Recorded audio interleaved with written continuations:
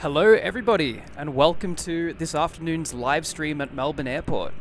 I'm your host Matt, and today we're going to be filming for the next 3 or so hours and catching the afternoon traffic here at Melbourne Airport.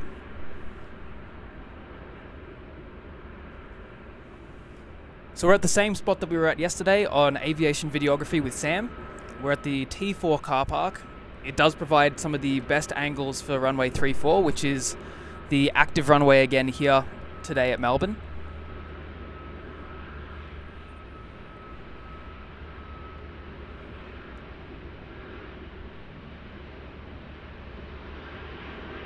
Great to see so many people in the chat already. Hello everybody.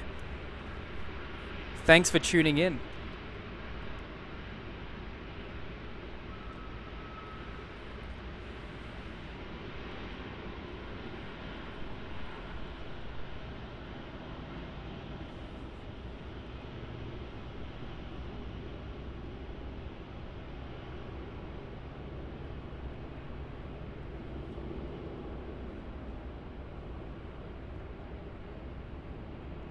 So it looks like we've set up just in time because there is 2 heavies that are about to be landing on runway 34, and that's going to be the Shanghai Airlines Boeing 787 from Shanghai, and we also have the Qantas A330-200 from Delhi. So they're going to be arriving in the next couple of minutes, but for now we do have, right off the bat, a landing on runway 34, which is QF682 from Adelaide.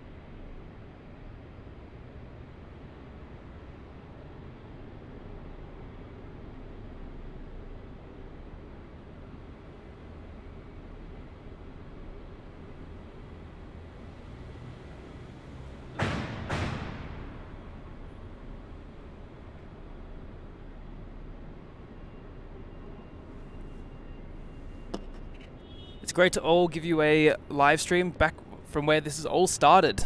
I started filming at Melbourne Airport all the way back in 2012 and slowly started building the YouTube channel from here. So it's great to give Melbourne Airport a bit of publicity and to give it a bit of a name on the live streaming platform. So we do have decently nice sort of lighting at the moment. It is very, very windy, which is why I've chosen 3-4, just to sort of hide away a little bit from the wind. But the international terminal is looking also quite full. We have the China Airlines A350, which arrived a little bit earlier from Taipei.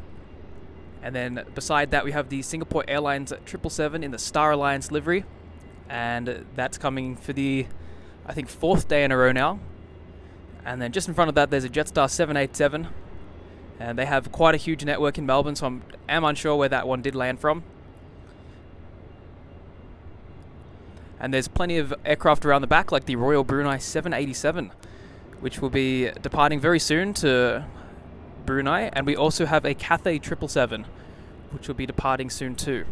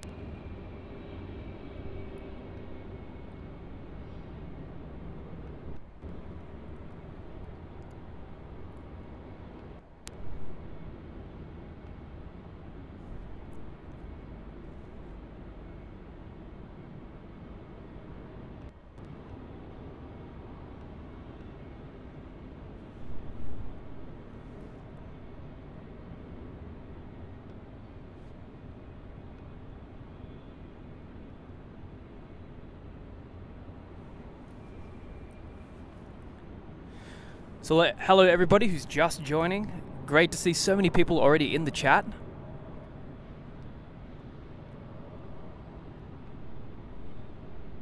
And Fascinating Landing says he went on the Etihad Airlines Boeing 777. Whereabouts did you fly to and what route was it? We would love to know.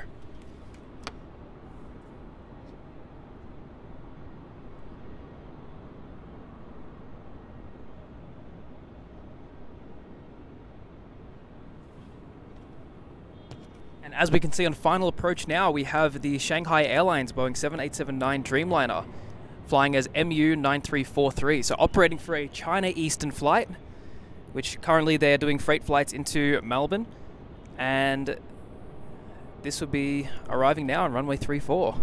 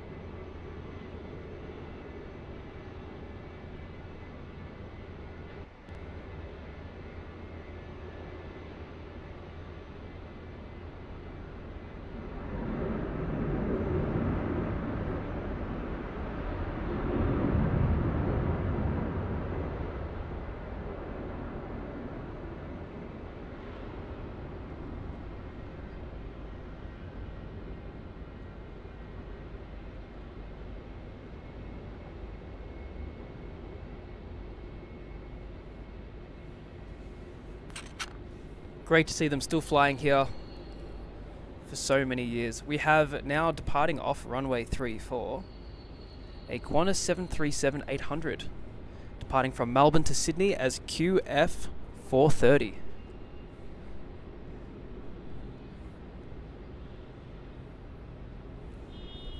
So due to the strong winds here at Melbourne today, they are all using runway 34, so it's going to be single runway ops. So it is going to get quite busy with a lot of narrow body operations, but also we'll be seeing a lot of heavies as the afternoon tends to be a prime time to see them. We'll be getting a lot of stuff from Asia and also from the Gulf. So just waiting now for this Qantas 737 to spool up and embark on its journey to Sydney. And if you've just joined the stream, welcome. I'm Matt and I'm your host today, and we are live streaming here at Melbourne Airport.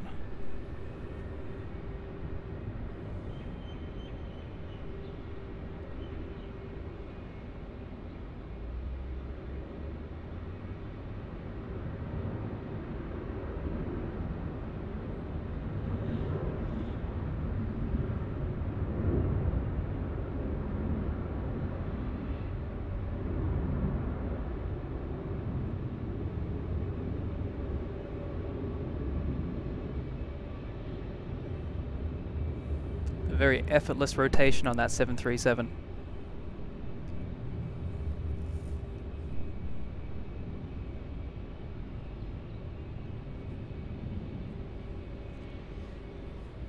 So now we have another heavy on final approach, which is QF 70. This is the new service that goes direct from Melbourne to Delhi. The departure also has a quick stop in Adelaide, which is one of the few routes that do that. The other one being London, which does make a stop in Perth before continuing on to the UK. And here is the A330.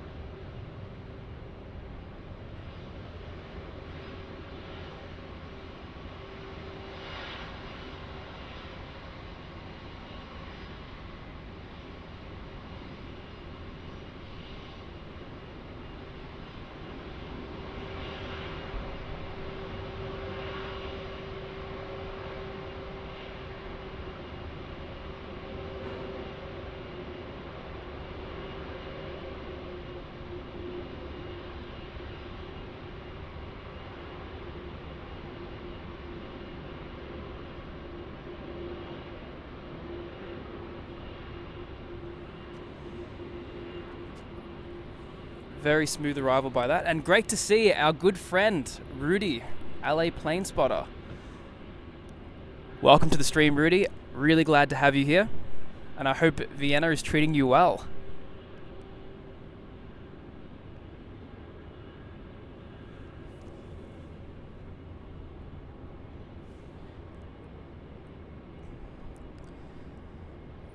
So we've got quite a bit of movement down there at T2, which is Melbourne's international terminal.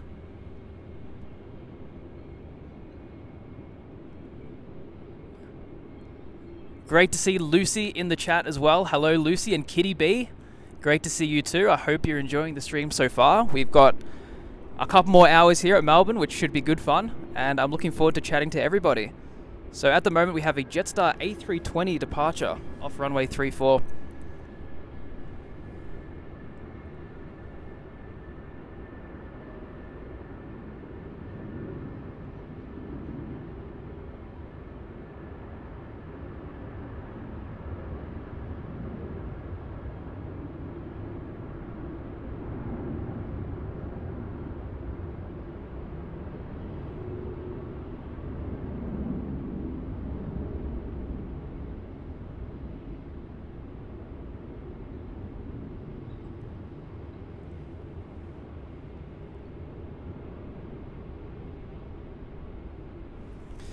So that A320 is operating to Gold Coast as JQ440. Very popular route, Gold Coast, as it is a tourist destination in Australia. It's very, very popular due to the theme parks. So we have quite a lot of flights out of Melbourne direct to Gold Coast.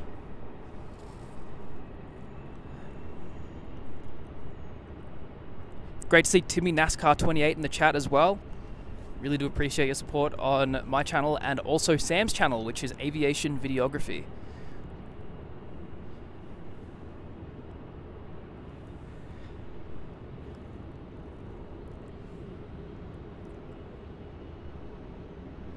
So now on final approach onto runway 34, we have the Jetstar A320 JQ704. This service is a direct service from Hobart, Tasmania.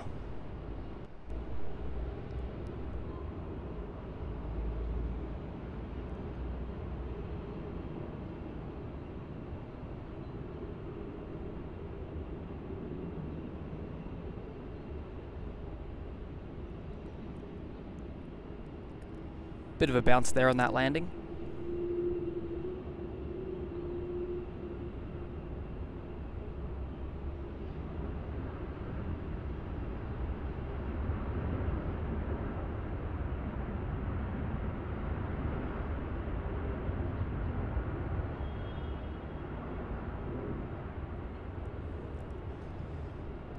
And taxiing straight over to runway 34 for its departure is a Virgin 737-800.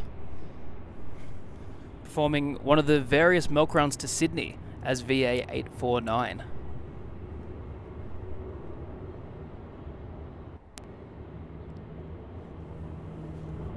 Haha, as Tim NASCAR said, a little boing boing, that's right. The windy conditions might be contributing to a bit of a challenge here for some of the pilots.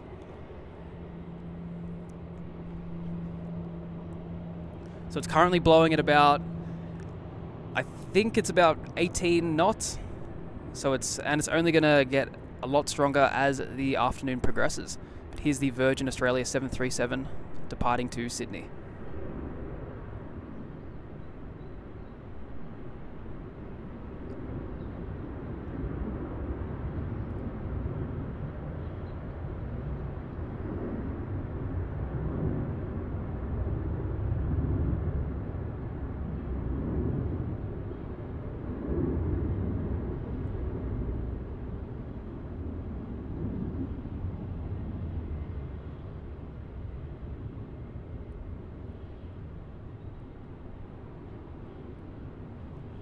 So for anybody who's just joined, my name's Matt and I'm your host this afternoon here at Melbourne Airport. If you do like what you're seeing and you haven't already, do make sure to subscribe and like the live stream. It would really help me out a ton, and you'll be notified on when I'll do the next live stream here at Melbourne or possibly somewhere around the world. And then over here we can see Jetstar Australia's new A321neo, which arrived in 2 days ago from Hamburg. It's their first A321neo, first of many, so it's great to see it here basking in the afternoon sun at Melbourne. So on final approach for runway 34, we do have the VA218, which is another Virgin Australia 737-800 operating direct from Adelaide.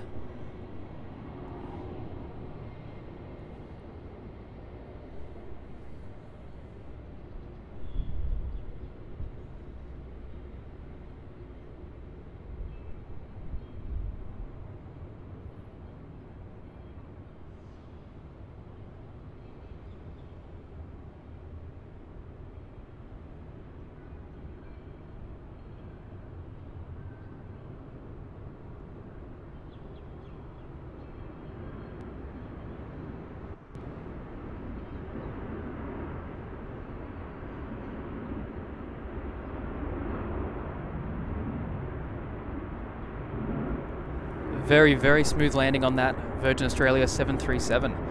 And we can see over here that the departures are starting to build up again. We have the Jetstar A320 that's just taxiing over to the runway at the moment. We've got another Jetstar A320 and a Rex 737-800.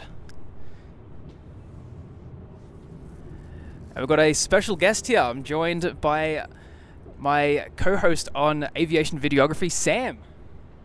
G'day everybody. Thought I'd just drop in. I was gonna try come along for the full stream today, but unfortunately I couldn't, so thought I'd drop in for the next half hour or so. Oh, definitely, it's great to have you here, and it's good to also see the Jetstar A321neo is back at the hangar in plain view for us. Awesome to be able to see that aircraft again here, so great to see. Hello Lucy. G'day everybody.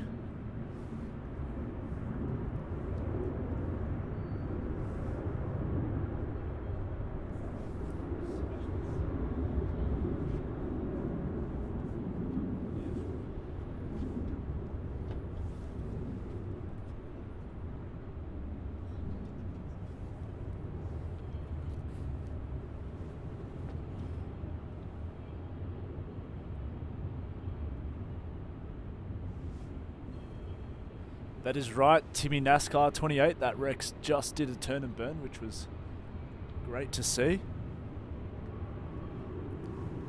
And where is the camera perched in relation to Melbourne Airport? Well, we are facing the west at the moment, and we are on top of the Terminal 4 car park at level 6, hiding away from the elements today as the wind has picked up once again. Yep, it has been a windy week here at Melbourne, and it's only going to get worse, I think, as the week progresses.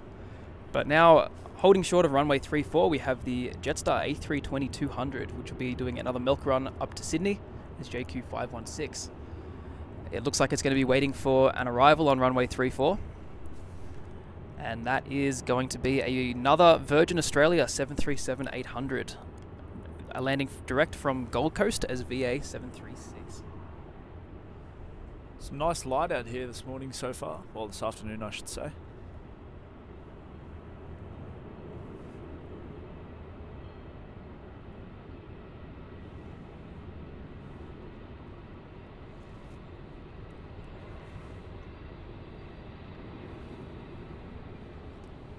And Lux Plane says, made me really happy when I saw you come plane spotting here in Luxembourg. Really wasn't expecting that ever. How did you like spotting here? It can be really boring and quiet, but lots of 7.4s at least. I'll let Matt answer that one. How's it going? No, it was fantastic to actually get to Luxembourg. It's been on the list of airports I've wanted to film at for quite a while. In terms of how I found it, I found the spots quite difficult to work with.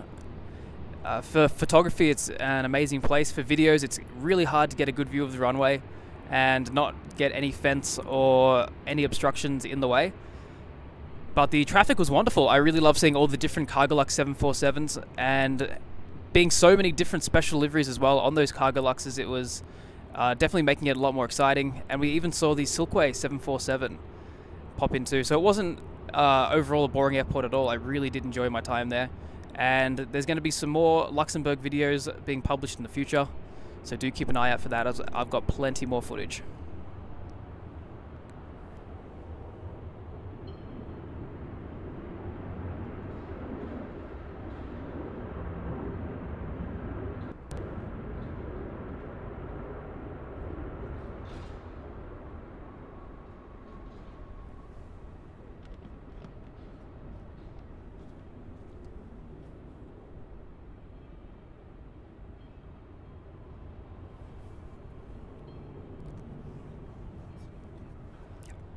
And off goes the Jetstar A320 to Sydney. So there's lots of different flights out of Melbourne to Sydney, as it's a very, very popular route. I think it was actually the most popular route in the world at one point. Hello, Amy, joining in from Boston. Great to see you joining in on the stream again. Good to see you in the chat, Amy. Hope everything's going well for you. It's been a while since we've seen you. And here goes the Jetstar A320. Off to Sydney, flight 516.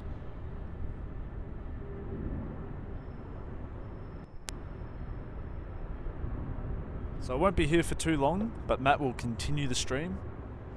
I was going to try stay for as long as possible, but I have other commitments.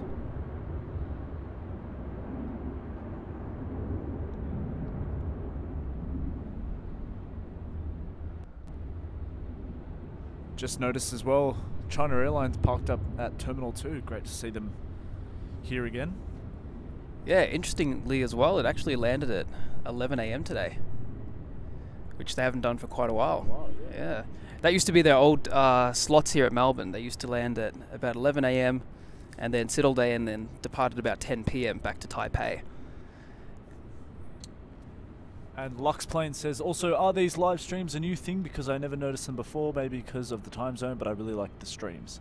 Well, we do plan to continue the streams on a weekly basis, but just to note, they are not going to always be in Melbourne. So we're planning different locations from around the world. We have Frankfurt lined up, Amsterdam, and many other places that our members will be able to decide. So keep an eye out, mate. Set your bell notification on to see when we stream next and which location it will be from.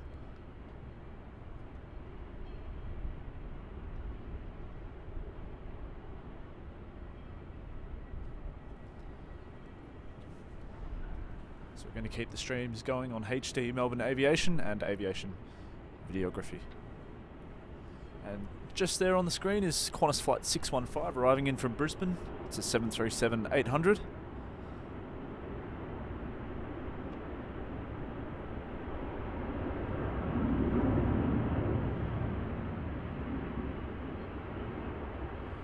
And Bilbo, hi from across the pond. G'day, mate.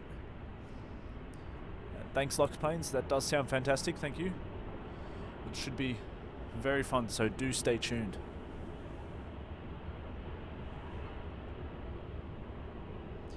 And just about to line up on runway 34 as we speak is VA Flight 745 off to the Gold Coast. It's a 737-800 once again.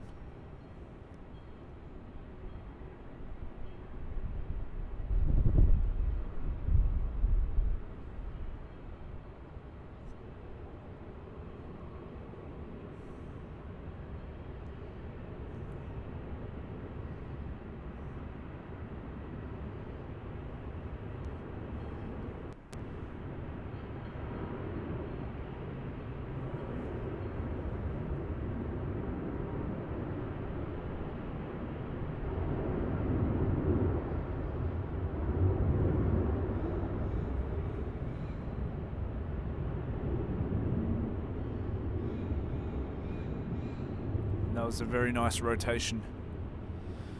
And that is right, Aesthetic Aviation. A Cathay 747-8 is about 30 minutes out. And that is right, Amy. Matt is here as well, still. Hello, Amy. I've just popped in for the next half hour or so. I was going to try stay longer, but I wasn't able to.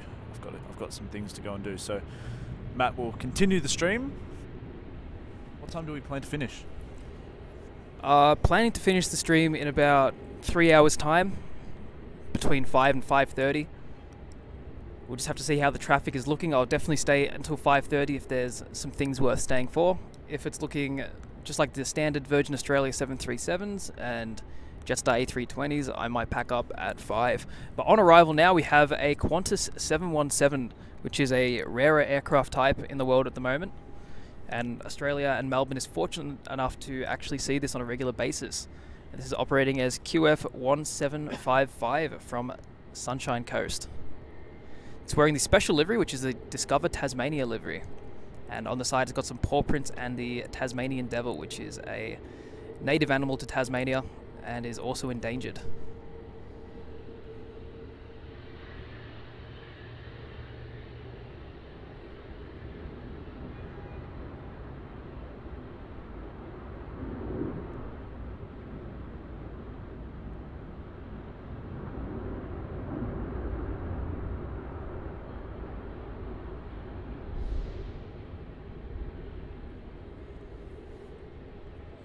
So it is pretty cool to still see a 717, and they are quite common here in Melbourne, so it's also a very cool sight. And that is right, that was a smooth landing, Alvin.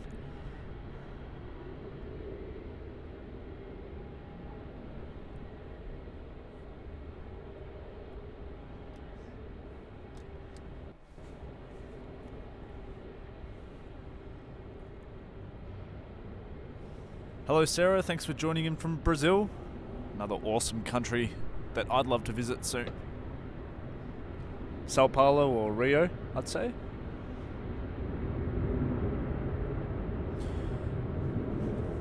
And taking off there on runway 34 is Velocity Flight 1368 off to Launceston. It's a 737-800. Thanks for joining in, Lucy. No worries. We will see you on the next stream, either here on HD, Melbourne Aviation, or Aviation Videography.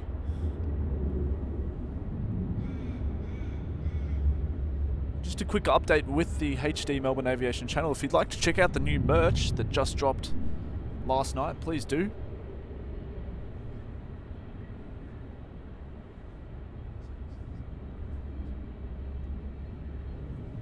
Some awesome designs.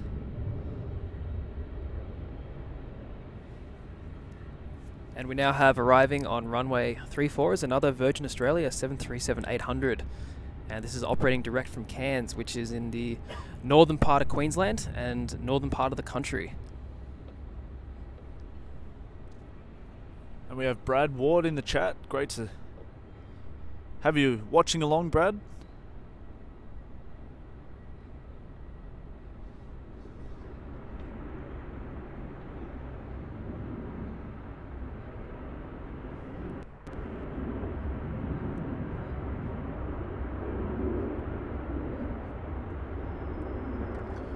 Just going back to the merch, one of our awesome mods, longtime friends, Max Getley, Melbourne Aviation, was behind the support with the recent merch drop. So go check it out. Go check out his Instagram page, I should say. But yeah, we have new designs on there, t-shirts, hoodies. So go and have a look at that.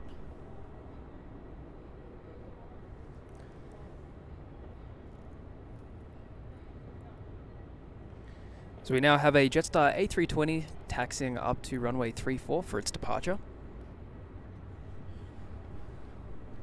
And Baggy Saurus asks, got any heavies coming in? Well, mate, we have a Cathay Pacific Cargo 747-8 freighter coming in from Sydney as flight CX3714. So that's about 24 minutes out or so it shouldn't be too far. But in the meantime, we have that Jetstar A320 flight 442. Which is just holding short at the moment of 34. That's off to the Gold Coast, and I think it's holding short for a Virgin 737-800 flight 318 arriving in from Brisbane. And just circling back to Bagasaurus, we do have a couple of heavies taking off. They're currently running 15 minutes behind schedule. We have a Royal Brunei Boeing 787-8, which will be departing direct to Brunei. It's another exotic airline, and you are not seen in too many places in the world. And we also have the Cathay Pacific 777-300ER, which will be going direct to Hong Kong. So those are 15 minutes late, so at any minute they're going to emerge from behind the terminal and take off here on runway 34. And Aesthetic Aviation asks to zoom in on the Rex terminal. There's only one Rex 737 here from what I can see, none on the side where it has the better view, so we'll just watch this Jetstar A320 line up and take off to the Gold Coast first, and then we can show you where Rex parks their 737s and where they park their Saab 340s.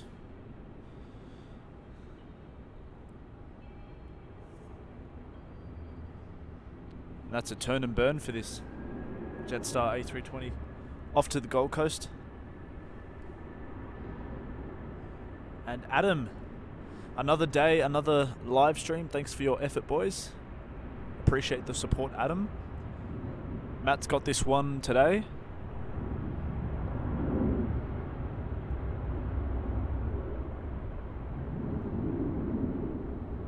Another effortless rotation out of 3-4. We have Jose joining in from Johannesburg. G'day, Jose. South Africa is another country I'd love to look at to go do some filming. That is right, Timmy NASCAR. Can't go wrong with a turn and burn. So we will be doing a live stream tomorrow on aviation videography. We're still just deciding where we're going to be doing it. However, do stay tuned, as it might be for a lot longer than we usually have been doing. We might aim to do about 8 hours, since we both have no commitments tomorrow. And we are really getting into this live stream. It's been a lot of fun. I think I can speak for Sam as well in saying that. Definitely can agree. So tomorrow, no commitments, have a free day, so going to try pump out a longer live stream if we can. And we have Dave Beck joining in from Phoenix, Arizona. G'day, mates. G'day, Dave. Great to have you watching along again today. One of our awesome viewers on aviation videography.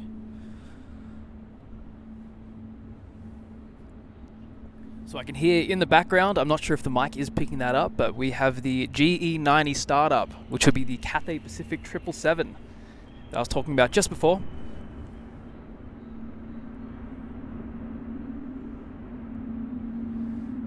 ZMP says, hello Matt and aviation videography, watching here from New Zealand. Hopefully you could come by in Auckland for your next live stream if possible. Actually, ZMP, Auckland is one of the next locations we are looking at doing this month before we do head off to Europe, but we will be letting our channel members on aviation videography decide whether that's where we're going to be going and when. So do stay tuned for that, as it is on the cards.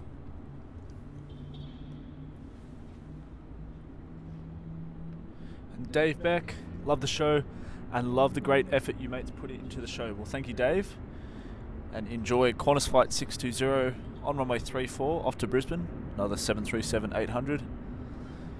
Thanks, Dave, for joining in again today, one of our awesome viewers. And Baggysaurus says the mic is picking up the GE90 startup. That is awesome. And Timmy NASCAR says he loves the GE90.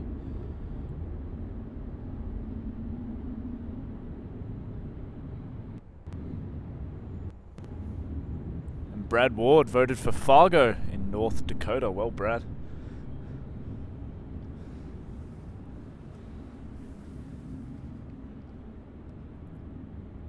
And the Cathay Pacific 777-300ER has popped up on the radar, so that was definitely it.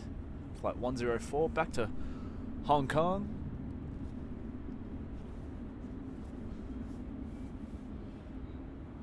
Can't wait till. And one of our awesome mods and long-time mates, Melbourne Aviation, got to head off for an hour and a half. We'll be back if the stream is still going. Catch ya soon, y'all. Great to have our awesome mod, Max, on the stream. And the stream definitely will be going on within the next hour and a half. So you'll be able to tune in again and see what's going on here at Melbourne. Just recapping back to the recent merch drop, our awesome mod, Melbourne Aviation, or Max, was behind majority and supported it all with the recent merch drop. So take a look at the new designs on the website and have a look. And Sarah saying good night from Brazil, good morning Australia, see you later. Sarah, thank you very much for joining the stream, and we hope to see you next time. And Aero Filming says, it's great to hear that Cathay are commencing some flights as current. It sure is.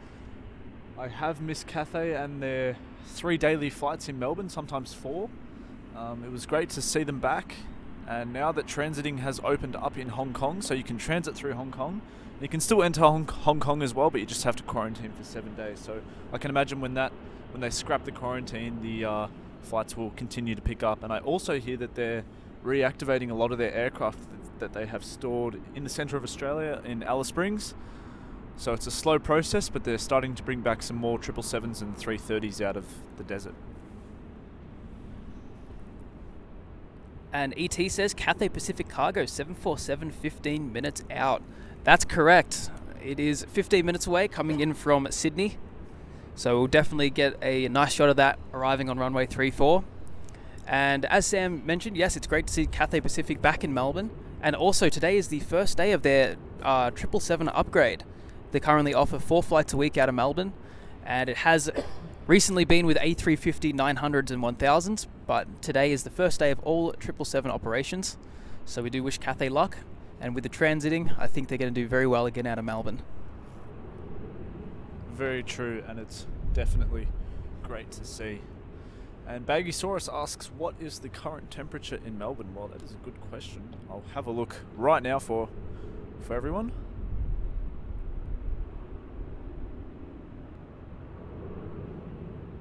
So currently at Melbourne Airport, it's 15 degrees Celsius. So it's a lot warmer than it was yesterday. It's a really nice day today so far. Or, for those who use Fahrenheit, it's 59 degrees Fahrenheit. So the wind's gusting at about 29 kilometers per hour towards the south. We've got 10 kilometers of visibility with a little bit of light haze affecting it. But in the meantime, we have Jetstar Flight 517 arriving in from Sydney doing the milk run. It's an Airbus A321 on short final for runway 34. And I can see the Cathay Pacific 777-300ER has just popped out from behind Terminal 2, and it's now in view, wearing the new livery on the 777. And that is right. Let's have a look. And ZMP, thanks for stopping. Says thanks for stopping by Auckland. Pretty sure you've. So that is right. We'll definitely look into Auckland very soon. Hopefully before the Euro Tour trip, which is going to be awesome fun. So we'll try to do an Auckland stream before then. Hopefully in about 10 to 15 days time from now, we'll get it all sorted and let you guys know.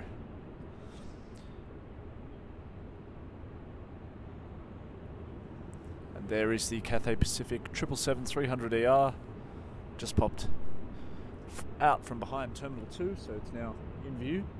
And that's going to start its taxi down to the end of runway 34 for a takeoff to Hong Kong as flight 104.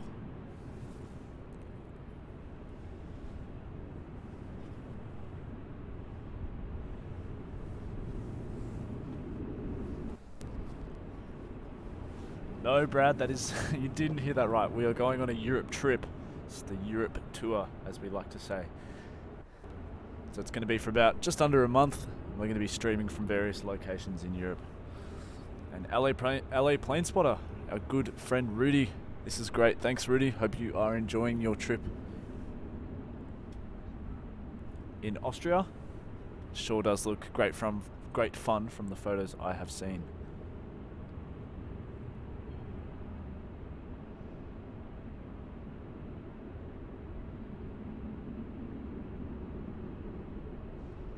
And Infinite Flight Online says, any plans to spot Sophia in Christchurch? So unfortunately Sophia is broken. The engines have been covered up. It hasn't moved for quite a while now, and I don't think it's going to be completing any more missions unless they get it fixed. I haven't really been keeping up on the information with that, but we did see that back in Palmdale back in early March, which was an experience and a half, so that really was cool to see that arriving. So they were doing missions in the US, so it landed about 5:30 a.m. local time, so the sun was just coming up back then, and we got a really nice shot of it. Just adding to that with Sophia in Christchurch, I have heard that it will be flying out in the next week, and it's going to be going back to Palmdale, and it's going to wrap up its New Zealand missions with the last one it did before it got damaged. So it is unfortunate to see, but we did manage to get a landing shot of it when it did come down from Honolulu from Palmdale via Honolulu. So that was good to see. And I'm going to head off now, so Matt's going to continue the stream. Just thought I'd pop in just before I have to go do some things. So it was great to join everybody here on the stream so far today. Enjoy the next couple hours with the heavies landing and taking off. And I will catch you guys on the next stream, but Matt's going to continue it. So thank you again.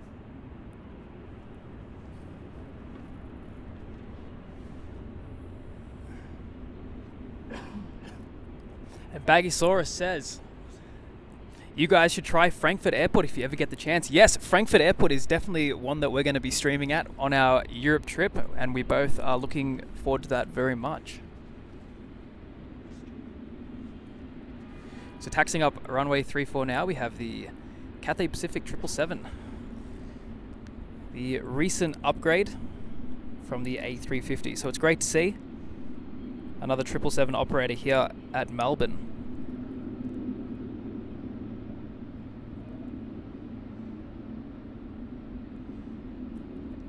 Our good friend Rudy says, it's been awesome. Not quite ready to leave just yet, but I have one more day here. Oh, that is unfortunate. But from the looks of it, you have had a wonderful trip. Really been enjoying seeing the photos and seeing you having a good time over there, mate. And we look forward to seeing you again in LA when we're there next time.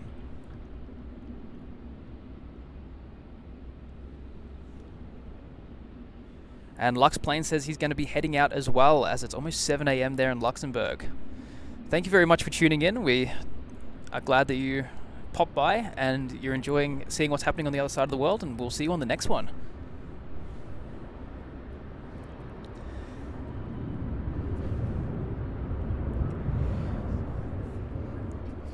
And Noah Ninnas says Amsterdam would be a great spot to film because there is a lot of air traffic. Amsterdam's going to be another one of those definite places that we're going to be streaming from in Europe. You're right, it is very busy there, and we are really looking forward to seeing some of the spots and being able to bring you some live action from those spots. The Polderbaan is a very famous spot around the world, and the view is almost unmatched to anything I've seen for a lot of airports, so it's going to be great to bring some live content from there.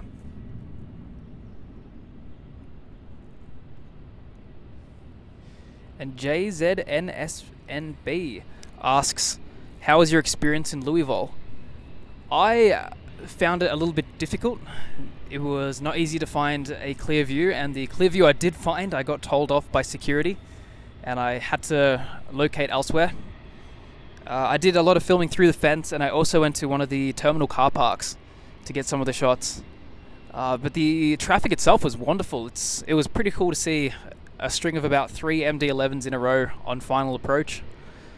So something that you don't really see in any other place in the world except maybe Memphis. So arriving on runway 34 now, we have the Virgin Australia 737-800 operating as VA326 from Brisbane.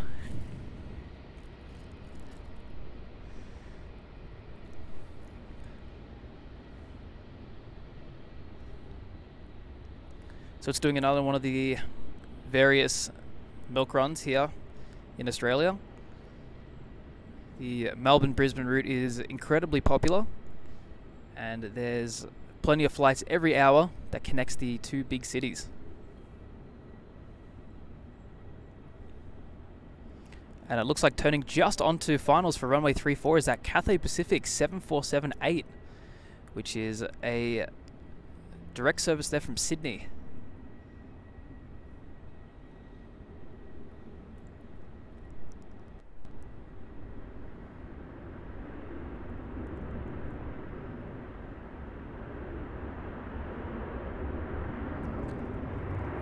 And going to perform, as Timmy NASCAR says, a turn and burn. Onto runway 34 is Cathay Pacific's Boeing 777-300ER. This is CX-104 direct to Hong Kong.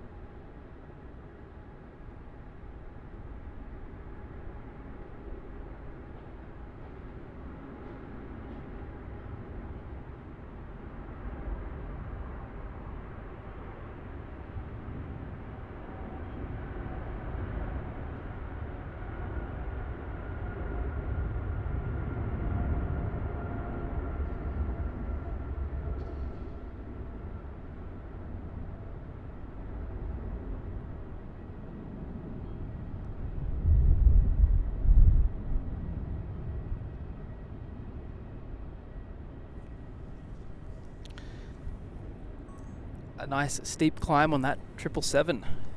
It's got a decently long flight ahead at 9 hours. So we do hope everybody on board has a nice flight.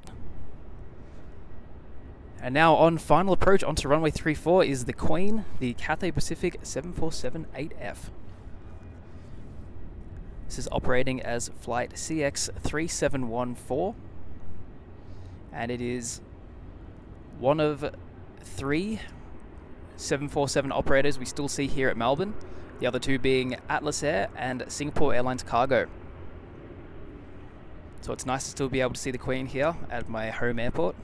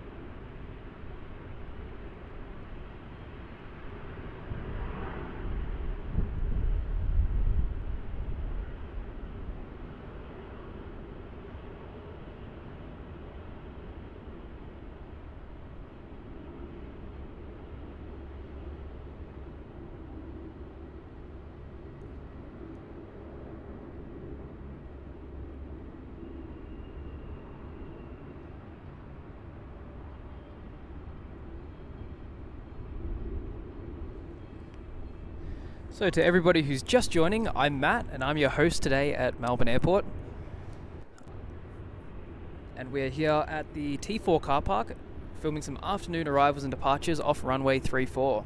It is a very, very windy day, so everything is going down runway 34 and it is single runway operations. Melbourne Airport only has one north-south runway, so with strong 15 knot winds from the north, they are all restricted to the north-south runway.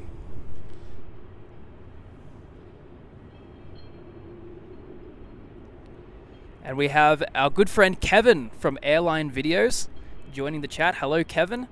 Hope everything is good over there in LA. We tuned in for the Sunday show, which was yesterday for us. It was great to see. We really are enjoying your streams. We look forward to seeing you again when we're back in LA.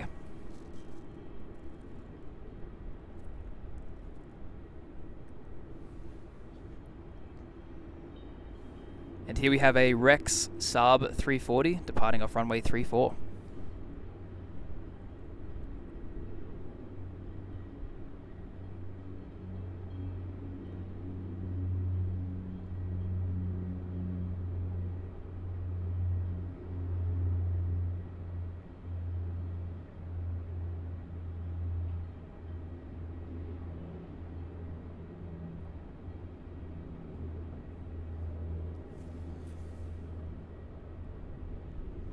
That was operating a ZL 3937 direct to Kings Island.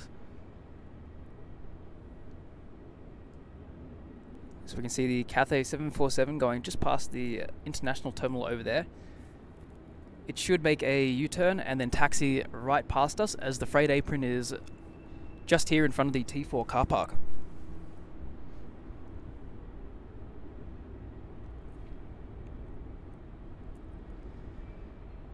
So we have another heavy that's just pushed back from the international terminal and began taxiing down is the Royal Brunei 7878, which operates as BI6 to Brunei.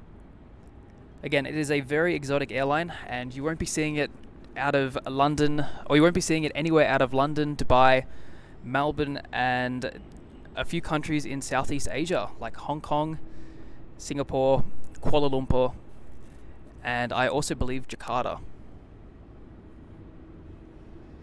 So we're just going to wait for that to emerge from behind the terminal. It's wonderful to see so many people here in the chat. It's great to see you all. Wonderful to have your support here on this wonderful afternoon in Melbourne.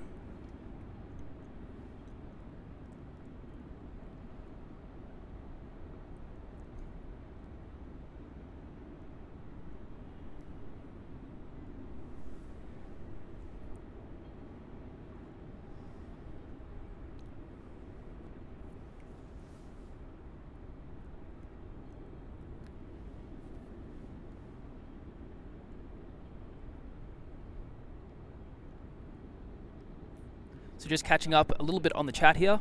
We've got JZNSNB asking, has an AN124 ever landed at Melbourne? Actually, yes. We, up until this year, were getting the Antonov on a very regular basis. We had periods where we would have about 5 or 6 of them come in within a week. And they were dropping off a lot of military supplies. And I believe there was also some that were dropping off air conditioning, the air conditioning units for the state-funded public schools as they were upgrading a lot of the conditions in the classroom. So it was great to see that.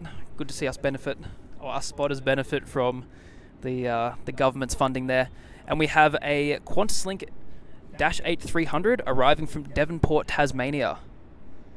This is the Q300.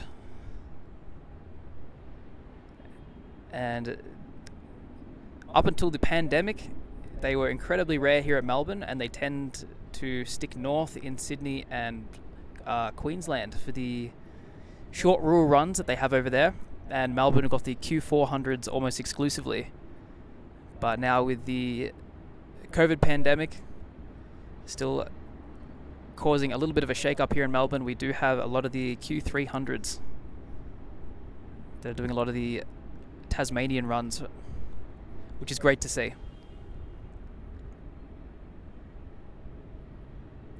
It's sporting the new livery as well.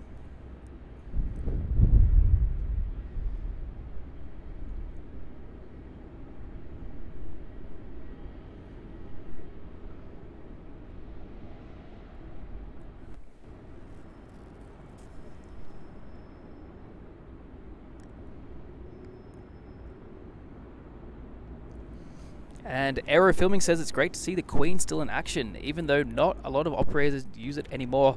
That's right, it definitely is great to see the iconic aircraft still in operation. It's very, very prevalent in the freight market still. You'll see A lot of different freight airlines operate it, but passenger-wise, it is a dire situation.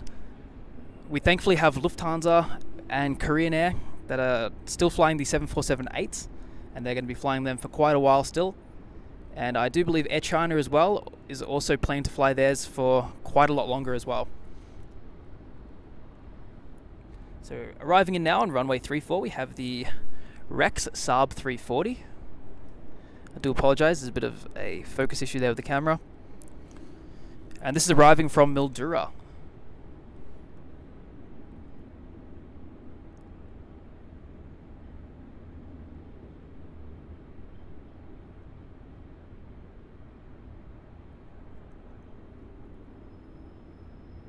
So it is great to show you this side of Melbourne that you don't usually see on my videos, as I very rarely will post a Rex Saab 340.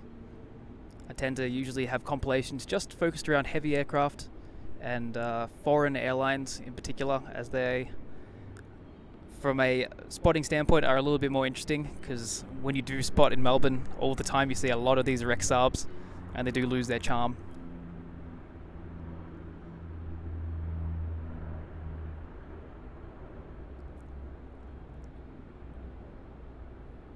So very smooth arrival on that one.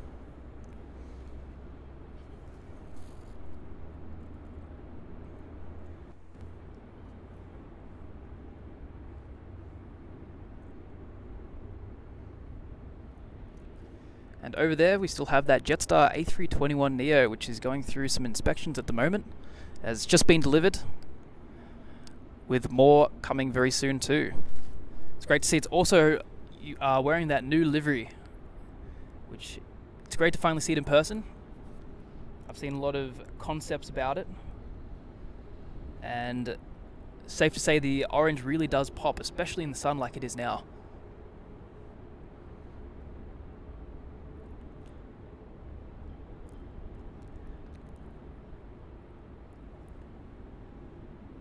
And Timmy NASCAR says, "Hey Matt, that included you as well. For sure, you guys relieve my stress, and I love everything you all do for us. Just want you to know that I love all your streams." Timmy NASCAR, thank you so much, and I'm really glad that these streams can act as a little bit of a stress relief. I know for myself as well, I love to come out to the airport just to get away from anything that's sort of stressing me out. So it's great to bring that live, so you can do that from the comfort of your own home and just unwind.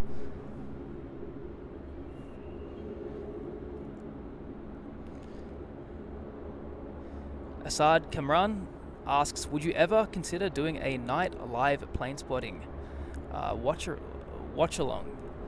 I certainly would. We probably wouldn't do that at Melbourne though, as it is very quiet at Melbourne at night. There's just a couple of domestic freighters that pop in, but you might get 3 aircraft an hour. So we'd have to really choose our airport for that one to make sure that it's entertaining and you guys can enjoy seeing a lot of different action and not just the static camera and me talking to you guys to pass the time for us both.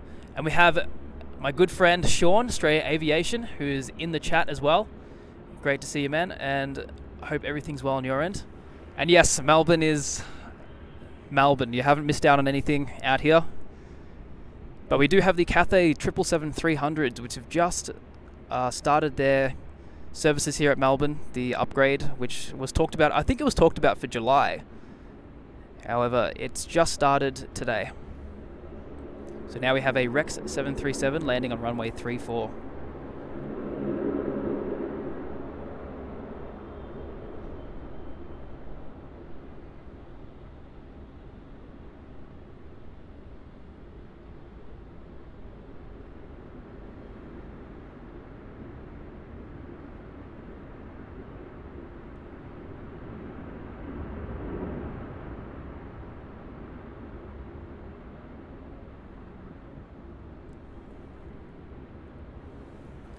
So operated as ZL444 from Adelaide. A very easy flight number to remember. And taxiing up now, we have that Royal Brunei 787, which will be going to Brunei as BI6.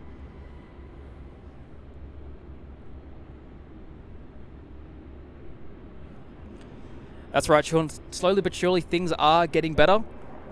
I have noticed the morning is getting busier and busier. And if you were to filter flight radar for arrivals only at about 4 a.m, you'll see that it's picked up quite a bit. It's almost like Sydney during COVID. So it's nice to see it's more than just 2 heavies in the morning. We now have a little bit of a stream of heavies arriving at about 6 a.m. and then quieting down and then slowly trickling in after 8 o'clock.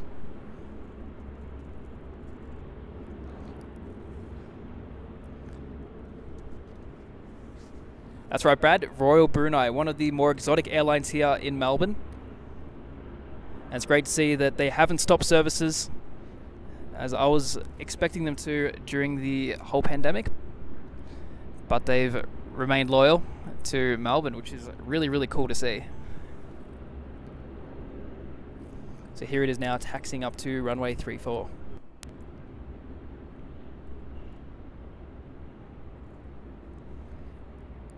And yep, Sean could not agree more. I think we're going to have some good summer mornings out here in Melbourne. And I've heard as well that China Southern are going to be bringing their A380s back on the morning service for a weekly Wednesday flight. So I think summertime's going to be great to pop out at Melbourne and get some good footage. And now we have a Qantas 737-800 arriving on runway 34.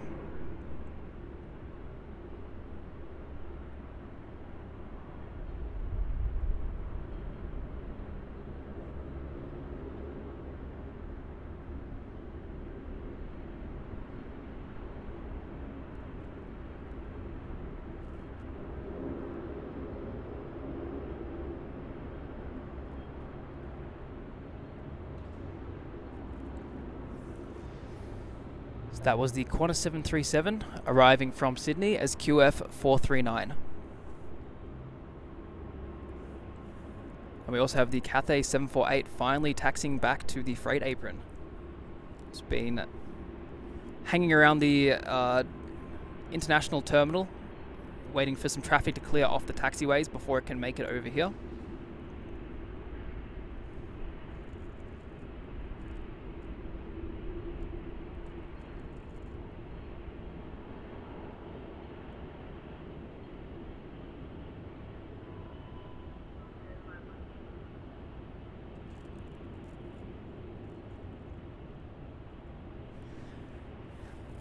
I don't know about stealing there, Sean. I think it's more the airlines are being generous to both Sydney and Melbourne at the same time.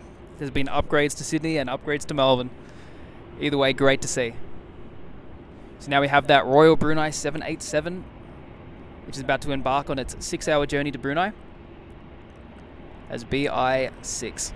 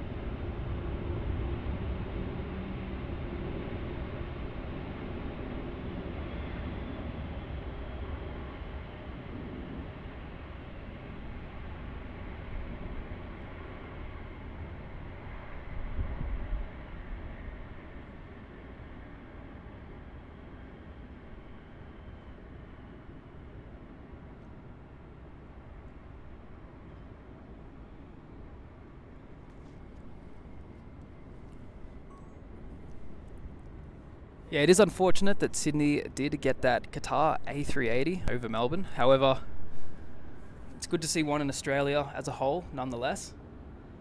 And yes, Australia Aviation, it's surprising the loads for QR are pretty high. I heard that they were overselling their flights from Melbourne, actually. The last month for the summer peak, or the northern summer peak, with the popularity for Europe as a travel destination at the moment really increasing. I was hoping we'd see maybe an A380 upgrade, but it doesn't look like they're going to be doing it this year. And NettyCN says, LL Airlines will soon do non-stop flights from Israel to Melbourne. Yes, very exciting on that. They've been talking about that for decades, and it's great to see it finally getting to a point where I think it's definitely going to happen. So it'd be great to see another airline here. So now we have a Qantas 737-800 arriving on runway 34.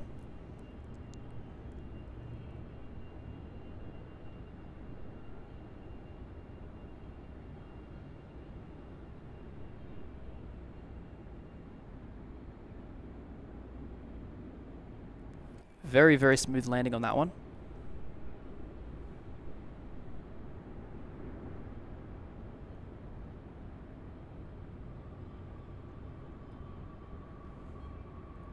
So just want to remind everyone as well, if you are enjoying what you're seeing here, make sure to subscribe to the channel and click that bell notification button so you can keep up to date with when our next live stream is going to be and where it's going to be, as they can be a little bit sporadic and we don't have a schedule that's set in stone just yet.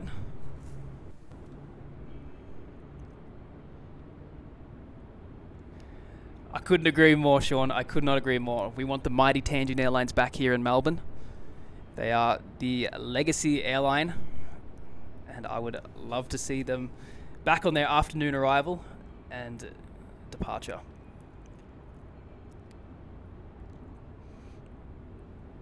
And now we have a Rex Saab 340 wearing the special livery, the Shark Tank, departing off runway 34. It's currently not on flight radar, so I don't know where it's going just yet, but when it does pop up, I will be sure to notify you.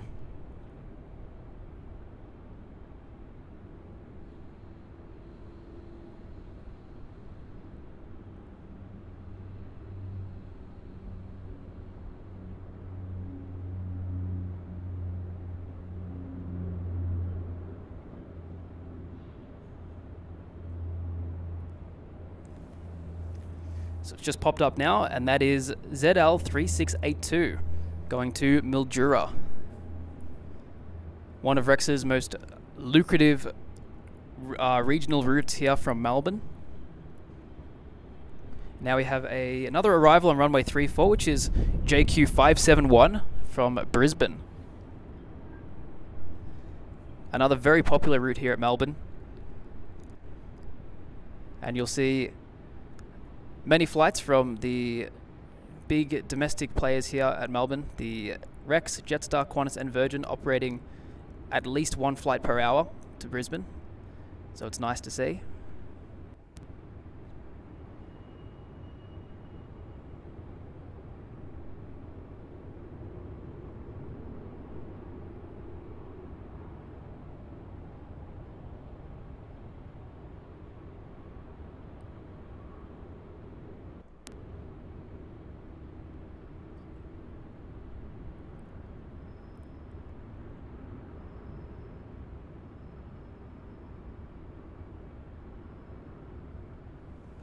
So despite the challenging and strong winds, the pilots are doing a fantastic job at landing these planes very smoothly.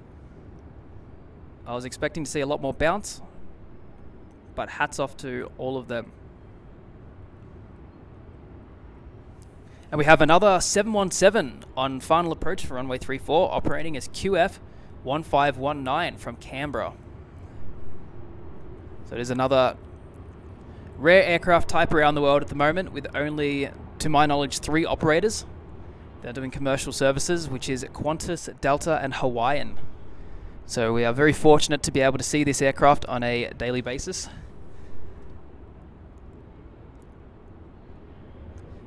And Red Jive Aviation asks, what lenses do you use on your Sony Mark II? So I use the 70 to 200 millimeter G lens. It's the 4.0 variant, not the 2.8, which is a very solid lens and it really does a good job in the low light. If you have the budget for the 2.8, it does even better. That extra large stop will allow for a lot more light to enter the camera lens, and you can lower the ISO a lot more. So here's that 717.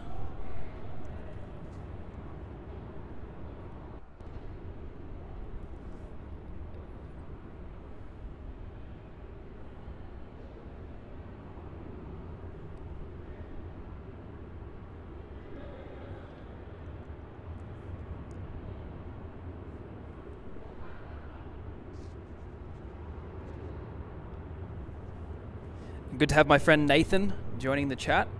Hey HD Melbourne Aviation, how are you, mate? I'm doing really well. It's a great afternoon here.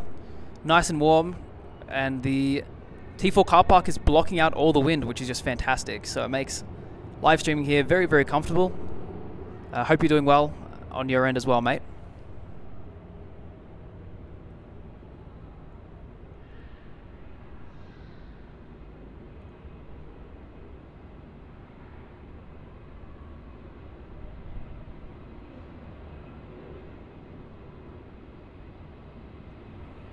So 717 is wearing the new livery, which is the Silveroo, as people call it.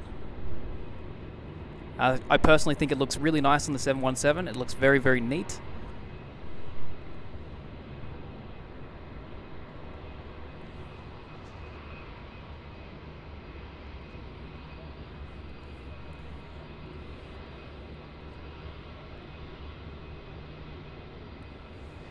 We've got a Jetstar taxiing up nice and close here. This is one that arrived just before from Brisbane.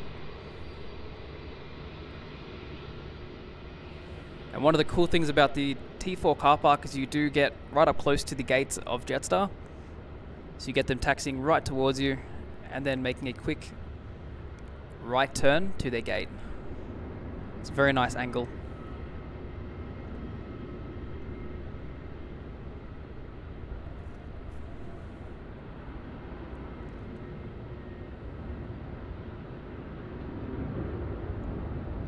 And Brad asks, how's my West Coast doing this season?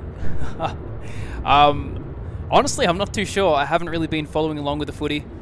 I've been really, really busy. But I hope they're doing well. I hope they're at least in the top 8, so we have a chance of the grand final. And then we can get some special charters over here in Melbourne, which is the whole reason I go for West Coast. A lot of people over in Melbourne think I'm mad for not supporting a local team, but I do have my reasons for that.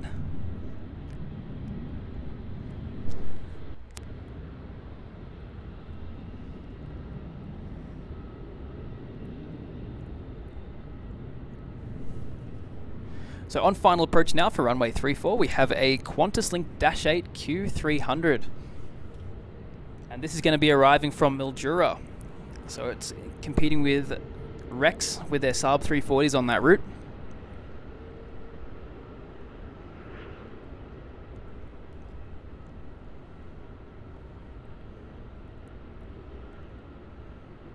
So it's great to have a bit of sun this afternoon. Shining down at the airport, making the shots come out really nice with a bit of contrast on them.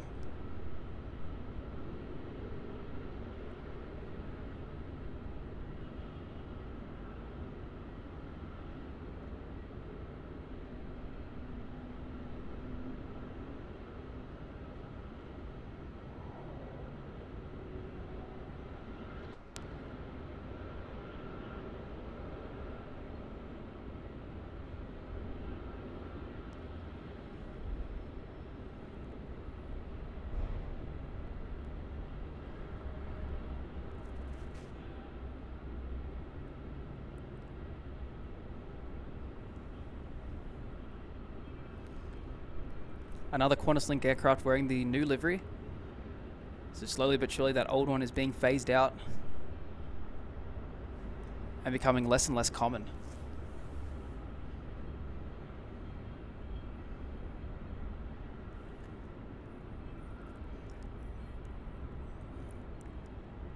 Unkit asks, any A380 leaving today? Unfortunately, there's not going to be any A380s leaving whilst I'm streaming.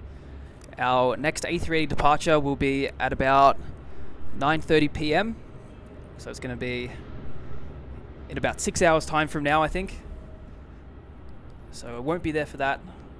However, on future streams there will be some A380 operations for us to film, so do stay tuned for that. And Red Jive Aviation asks, do you like the new livery or old livery better? For me personally, it does depend on the aircraft. For most of them, I do tend to lean on the new livery.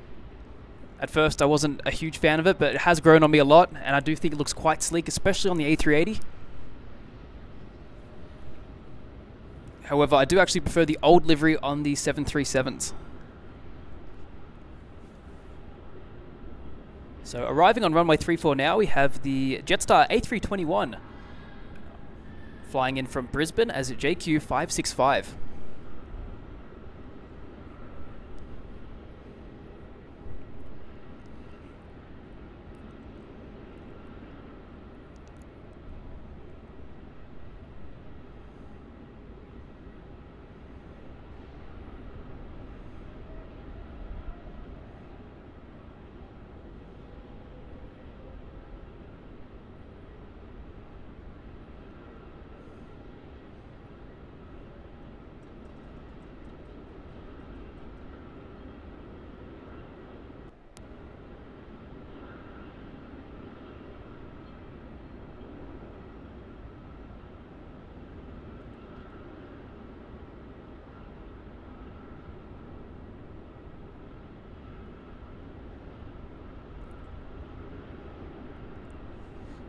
So that is wearing one of the older liveries for Jetstar. And we can see over here at the hangar, there is their brand new livery on the A321neo. So a nice little stark contrast there. I do really like the orange underneath. I think in the sun it really does pop.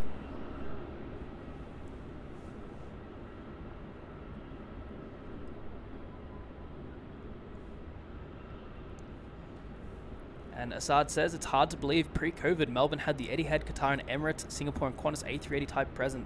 Indeed, it really is sad. And that was a great period in Melbourne's history for A380 operations. And we also, during that period, would occasionally get the Malaysia Airlines A380, which would fly in from Kuala Lumpur. So it is sad to see. However, I hope things do get a lot better and we get the Singapore Airlines A380 back, even if it's just seasonal. And we do have the Qantas A380 that will be coming back towards the end of the year. So things are looking a little bit better. And it would be great if Qatar would also bring their A380s back to Melbourne. So we do have a Jetstar A320 operating as JQ853, and that's going to be arriving from Hamilton Island.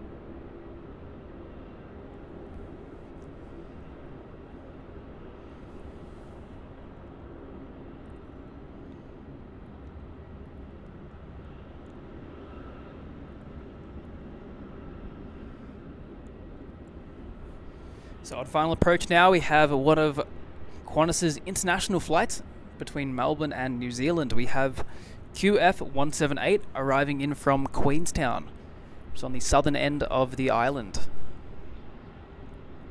That's just on final approach now, flying over the Qantas and Jetstar hangars. And my friend Nathan asks, when will you be streaming at Sydney Airport again? Maybe try and do a collab with Sid Squad. It's unclear when we will be streaming in Sydney. I don't want to step on anyone's toes. I don't want to stream somewhere and somebody else has got that covered. So it's something I'm working with Tim on, and I'll keep you updated. And hopefully in the future we can do a collab with Sid Squad together. That would be good fun, I think, at the international car park. So here is that Qantas 737 from Queenstown.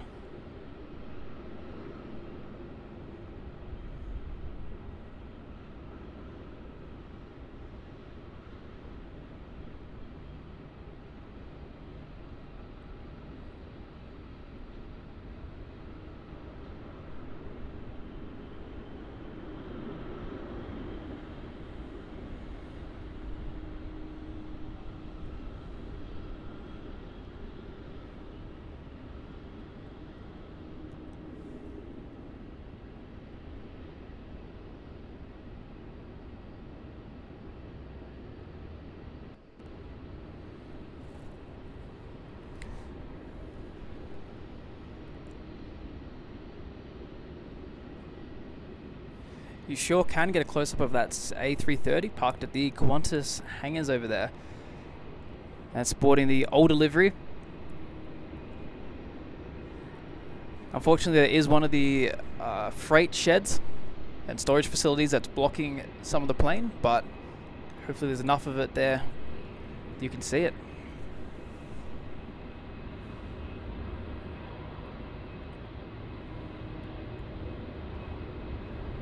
And Nettie says Qatar A350 1000 was a good presence here during COVID. It certainly was. However, they have upgraded now to 777s due to the borders opening and travel picking up. We've got a bit of a rebound here in Australia, which is great to see. But the A350s did serve Melbourne quite well on I think it was a daily basis during the COVID pandemic. And Assad says, I'm pretty sure British Airways had a possibility of operating to Melbourne right before COVID took over, but I reckon that route is shot for at least now. Yep, I don't think they're going to be looking to expand into Melbourne anytime soon. But I think Melbourne is always going to be on the cards for British Airways at some point. And in the future, they may bring back the old legacy route, which was the London, Singapore, Melbourne. So we do hope that that does happen in the future.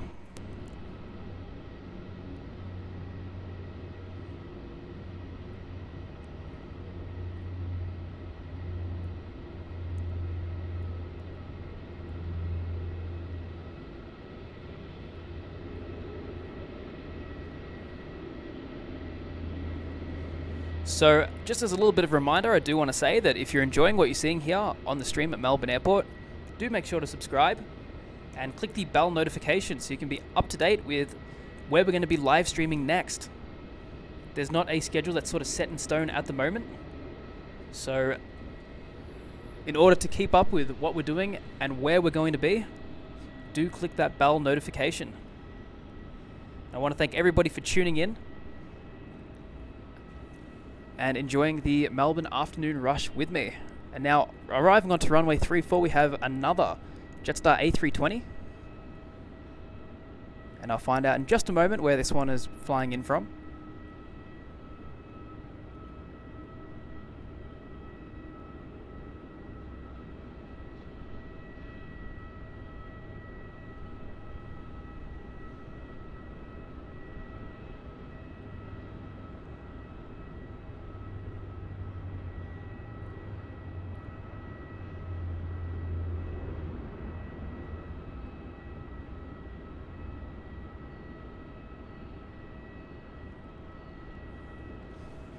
So that Jetstar A320 arrived in from Perth as JQ799. So in the next 15 minutes or so, we're going to have a couple more heavy aircraft departures. We're going to have the Singapore Airlines 777-300ER, which is wearing the Star Alliance livery today. It's arrived into Melbourne for I think the 4th day in a row. And we're also going to be seeing the Etihad 777, which is an upgrade from the usual 787 we get taking off in the afternoon. On departure for runway 34, we now have the outbound Perth flight as JQ976. It'll be embarking its 4-hour journey to Perth.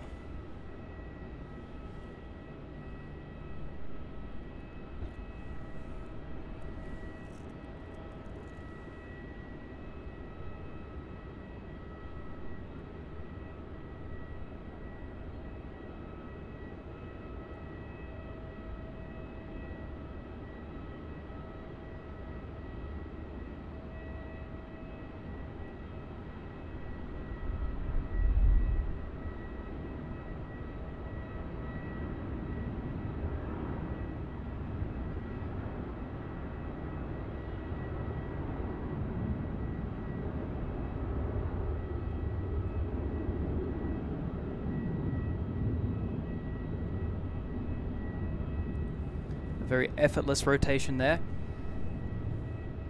And giving me no time to prepare, we have a Virgin 737-800. It's arriving on runway 34 as VA 1036 from the Sunshine Coast. Another very popular tourist destination right now.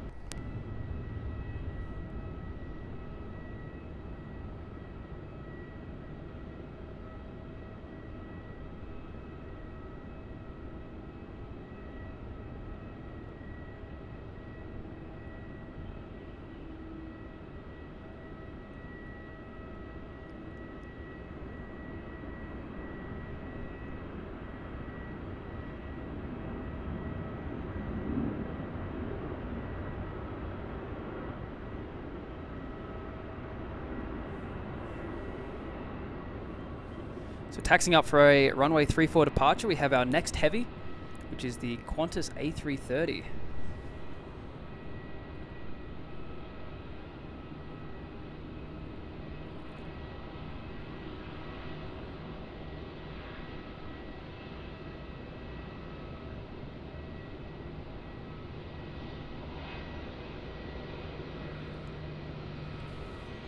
So this Qantas A330 is going to Perth as QF777, which is another very easy flight number to remember.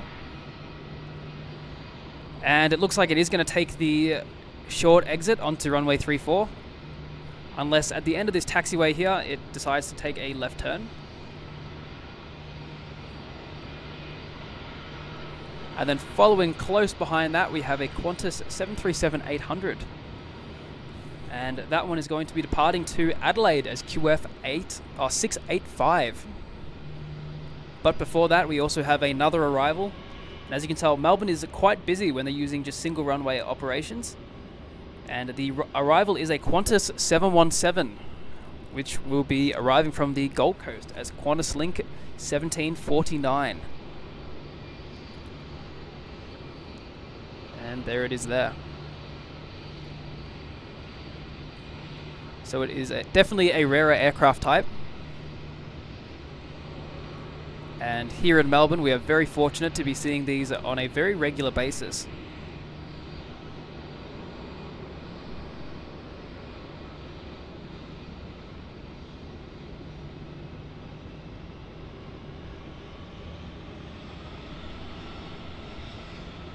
And this particular 717 is also wearing the new livery, the Silver Roo.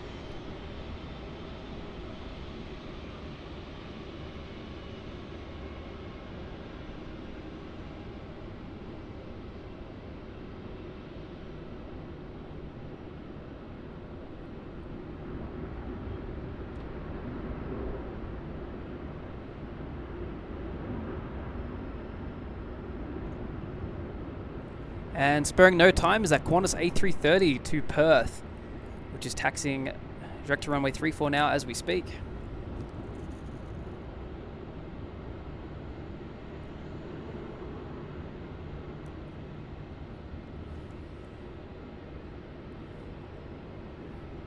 Unfortunately, Nathan, I didn't see that Saab 340. I'm not too sure where it went off to. If it departed, it probably went to Mildura. And here we have the Qantas A330 departing now.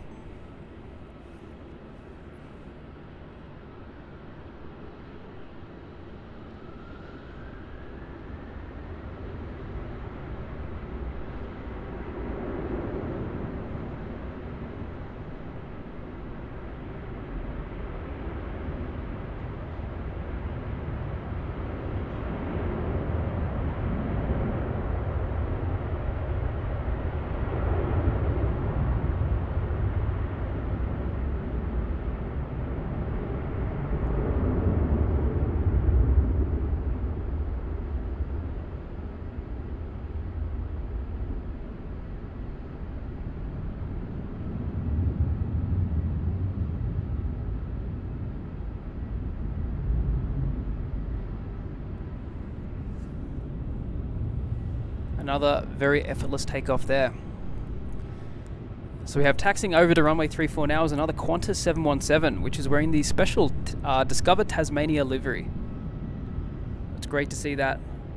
This livery's been around since 2014, so it's been on the aircraft for about 8 years now, with no sign of a repaint just yet. And it also wears the older livery on the tail and the front.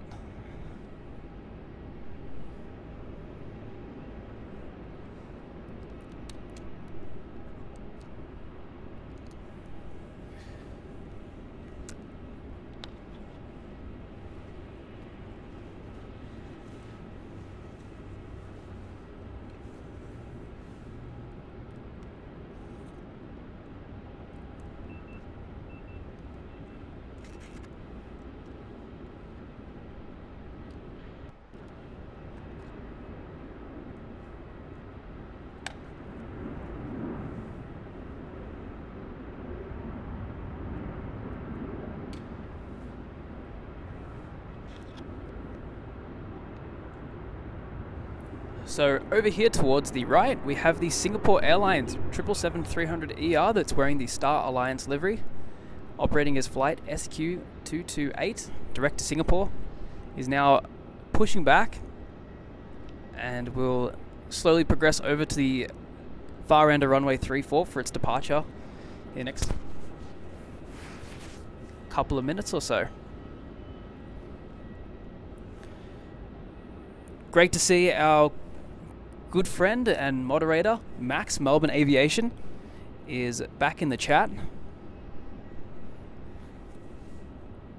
And now departing off runway 34, we have that Qantas 737 QF 685 direct to Adelaide. Doing, as Timmy NASCAR says, a turn and burn.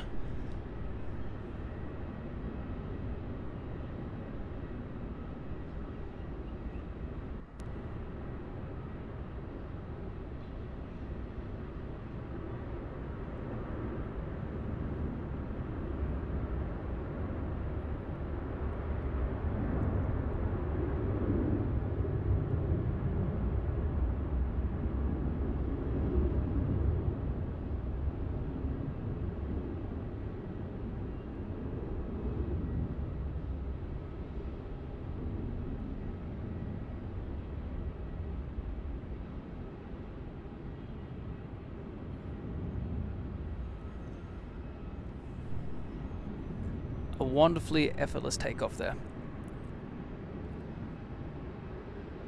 So here is the Singapore Airlines still being pushed back for its departure very, very shortly. And Netty CN says, Asiana, Korean Air, ANA, American, Delta, Melbourne needs all these airlines. That I couldn't agree more. I think Melbourne is Seoul's #1 unserved market. So I think it's only a matter of time before eventually Korean Air or Asiana decides to join the route. We had Asiana here back in the summer of 2019 for its charter flights before the pandemic hit. And I think they were testing the waters to see the popularity of having that Melbourne route for a seasonal or year-round venture. We also have American and Delta, which I doubt in the short term, but in the medium term, I do hope that American Airlines in particular does decide to fly down our way, either from LAX or maybe their base in Dallas. But I do think they have some aircraft constraints with that Dallas route. So departing off runway 34 now, we have the Virgin Australia 737-800. And in just a moment, I will have a look on where that's flying to.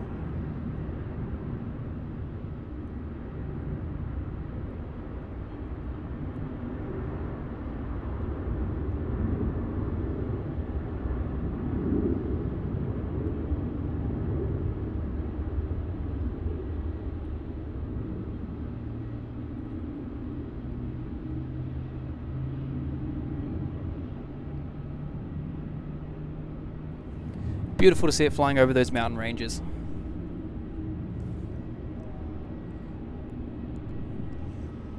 And Gold Coast AU says, I think Cebu Pacific could add a Melbourne flight alongside the Sydney route. Yes, they will be back in October. They have confirmed that they will be flying to Melbourne and from Manila once again. So we're looking forward to seeing them in October, and I think they are also going to be flying their new A330 Neos. So something a little bit different. And here goes the Qantas 717.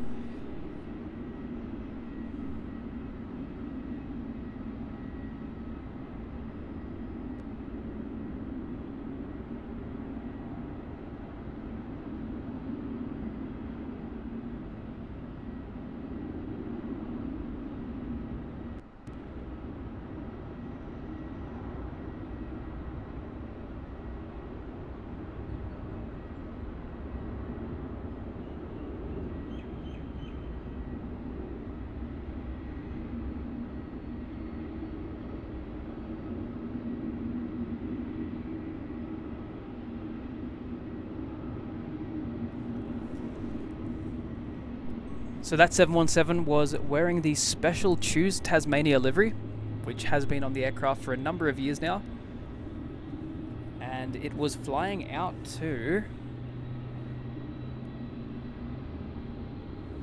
Canberra as flight QF 1520. And for those who don't know, Canberra is the capital city of Australia. It's located between Sydney and Melbourne. And Timmy NASCAR says, does Qantas fly to 717 with just the Qantas name, or do they all have the Qantas link? They all fly under the Qantas link, which is Qantas's subsidiary or sister company, I believe, that focuses entirely on the regional routes, such as the Melbourne Mildura and all that. And they also have the 717s doing some of the more distant routes, like the Sunshine Coast, which the Dash 8 does not have the range to do. And Red Jive Aviation asks, does Melbourne get 747 freighters? We do, actually. We have one just on the screen there now, which is the Cathay Pacific Cargo 747-8F. And we also get the Singapore Airlines cargo on a very regular basis. And we also get the Atlas 747 on a weekly basis, which arrives generally very early on a Wednesday morning. And Gold Coast AU says, yeah, definitely the A330-900, which is the Neo. I got a photo of their first flight back to Sydney. The only other A330 Neo operator at Sydney is Eklund. That is correct. And yes, he's referring to the Cebu Pacific A330 Neo. And yes, the A330 Neos are still a relatively new aircraft type, and we don't see too many of them in Australia just yet. However, it'd be great to get our first A330 Neo here in Melbourne, which will be the Cebu Pacific. And Eddie CN says, Etihad A350-1000 would be good for Melbourne.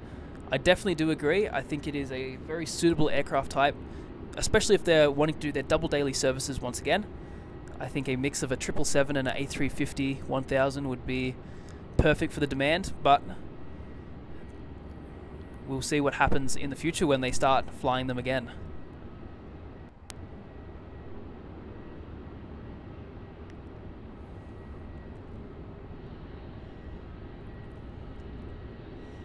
And Assad says, once that third runway is built, Melbourne will have much more considerable traffic movement and flow. I do agree with that. However, I also do think that Melbourne will be constricted with the lack of terminal space. I know they're looking to build some more hard stands.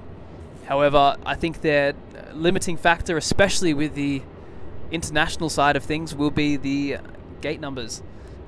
So back before the COVID-19 pandemic hit, Melbourne was at capacity in the morning with very little legroom for any sort of delays.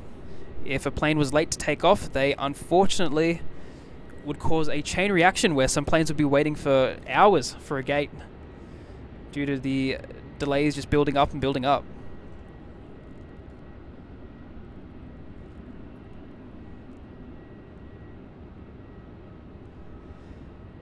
And Melbourne Airport Plane Spotting says, is there any Singapore A380 flying to Melbourne currently? Unfortunately, there's no Singapore A380s flying to Melbourne on a scheduled basis at the moment. However, I do see them increasing their frequencies first and then upgrading one of their flights to A380s for a seasonal basis.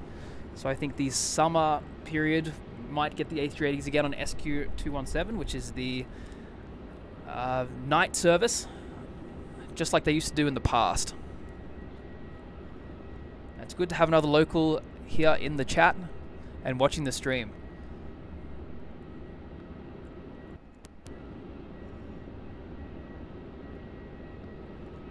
And down under aviation and trains, it says build new terminal in between 34 left and 34 right.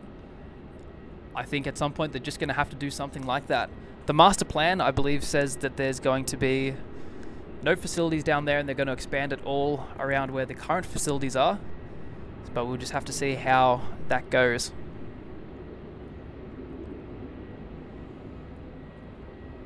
And ARBZ asks, what are your thoughts on Bonza Airlines? I think it's great to have an ultra low cost carrier here in Australia.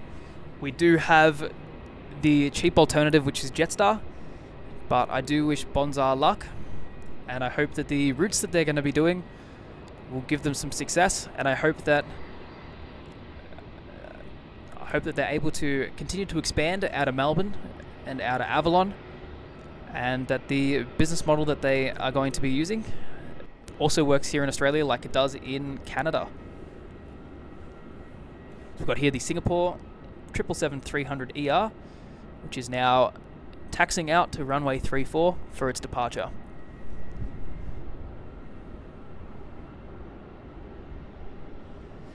Just going to zoom out on that one.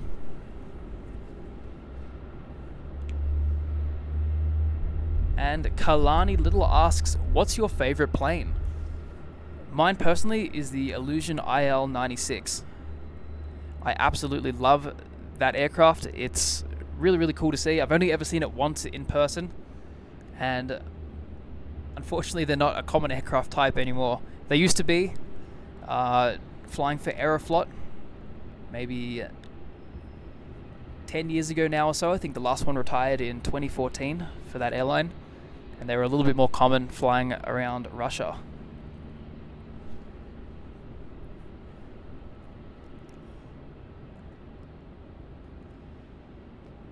So I just want to take this little moment here where it's a bit quiet to thank everybody for tuning into this stream and showing their support through the chat and chatting to me about what's going on.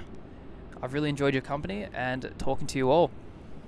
If you are enjoying what you're seeing, be sure to subscribe to the channel and turn on that bell notification so you won't miss out on any live streams, as I don't have a particular schedule happening at the moment. There's nothing set in stone.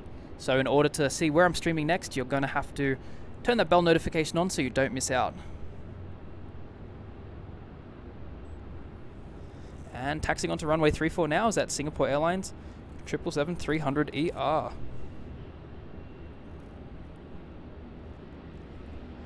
So this is about to start its 6.5 hour journey between Melbourne and Singapore as SQ228.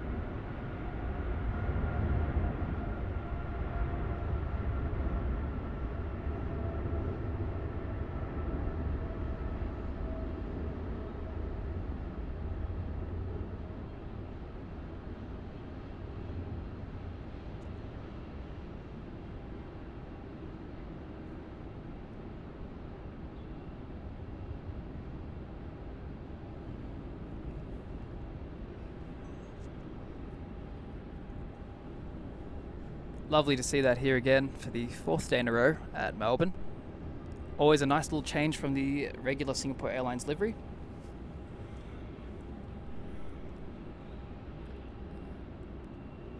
And Gold Coast AU says, I think that Melbourne should focus on Avalon as almost exclusively low-cost focus due to its distance from the Melbourne CBD, and Melbourne Airport should focus on full-service operations.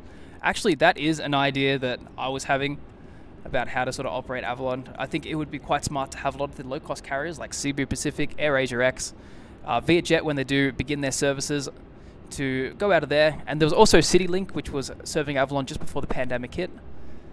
And I do think that it would help alleviate some of the stress and strain on the facilities here at Melbourne Airport to attract some premium airlines as well that possibly could fly here but may have been restricted due to the lack of gates and facilities. And Down Under Aviation says, I am another Melbourne plane spotter. I'm planning to go Saturday even though the weather is pursuing. Any camera tips and what is the best time to spot?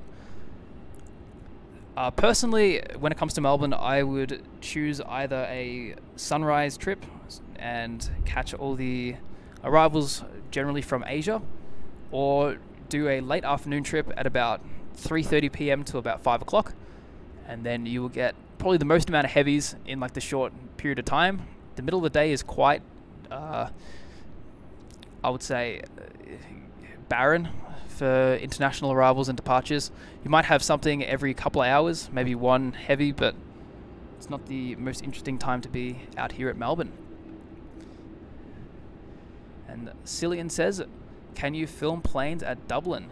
Yes, I do intend to film planes at Dublin next summer. So if you want to see some Dublin plane spotting, do stick around, and eventually it will come onto the channel. There's some wonderful spots there at Dublin and some great action. I've seen the Ethiopian fly their 777-300 ERs from Ethiopia. So that's going to be wonderful to see, and I'm looking forward to doing some filming finally at Dublin. And Melbourne Airport plane spotter says, do you think the Qatar A380 will ever come back to Melbourne? I think you can never rule it out, but for the time being, I don't see it coming back. In the near future, I think in the midterm, maybe. But Qatar has just announced that they're going to be operating another A350 flight that's going to go through Canberra. So they're going to have the extra capacity there on that flight instead.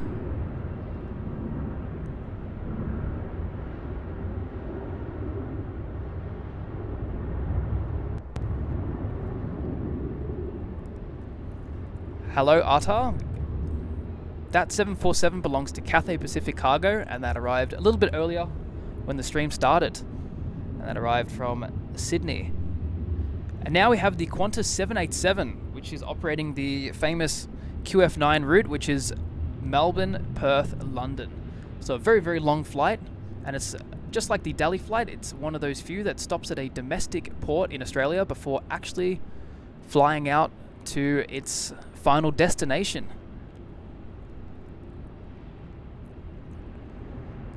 And Gold Coast AU says, I hope AirAsia X starts flying back to Australia soon. I flew them back in 2018 to Malaysia and it was packed.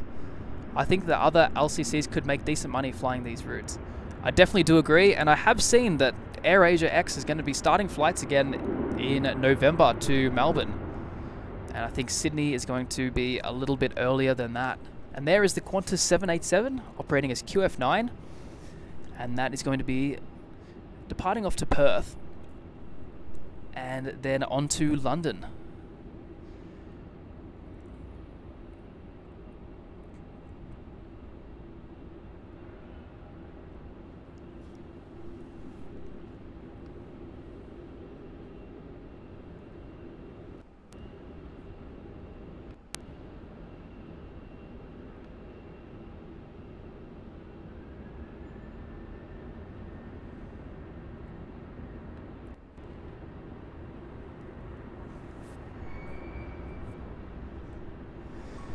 So here we have the 787 now, taxiing up to runway 34 for its departure.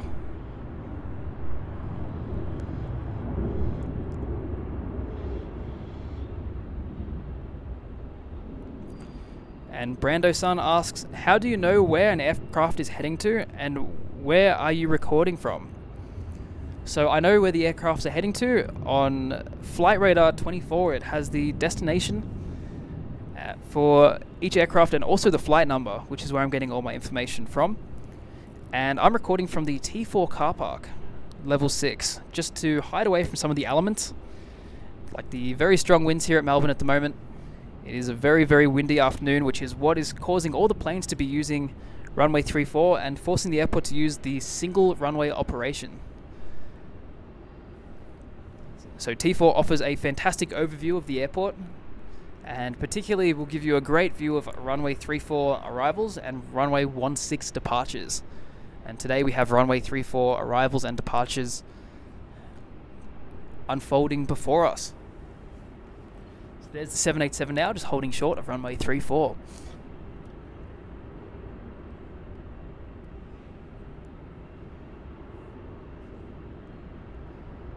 And Assad says it's a bit sad seeing Melbourne Airport without Tiger Air anymore. I definitely do agree with that. It's left quite a hole here, but Rex has filled that void a little bit at least with their 737 operations.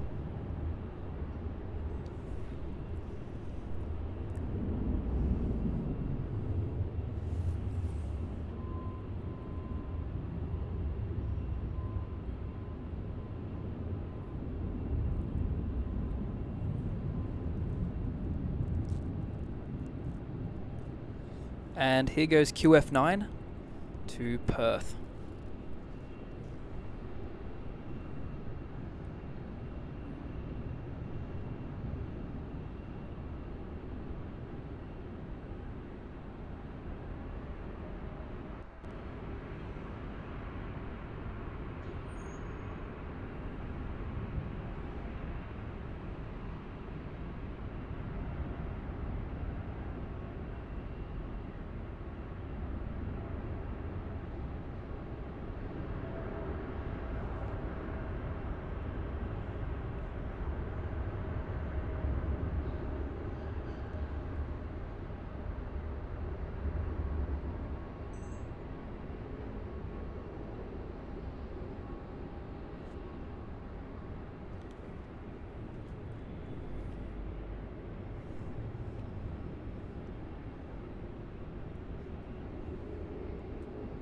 We've got the sun poking out again, just giving a lovely silhouette when the planes start climbing out of Melbourne. And Oscar Dickens asks, are there flights to Melbourne from South America? At the moment there isn't. However, the TARM has said that they're going to be bringing back their Santiago to Melbourne service, but that's not going to be until next year.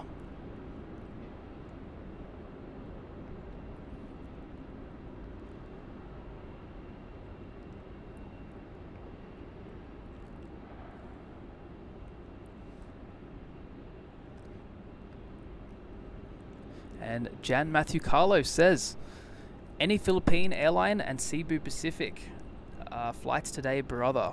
No, unfortunately not. Philippine Airlines operates in the morning here at Melbourne, and we are now filming in the afternoon. It is currently 4 p.m. at Melbourne, and Cebu Pacific don't fly here, and they're not going to be flying here until at least October, which is when they've requested to fly back.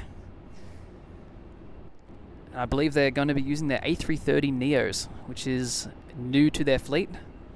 And when they flew to Melbourne last time in 2019 and 2020, they did not have those aircraft in their fleet, so it'd be good to see something a bit new from them. So now we have the Qantas Link Dash 8 Q300, and this is going to be departing to Devonport, which is a airport in Tasmania. So we're just going to wait for it now to spool up and begin its journey over to Devonport.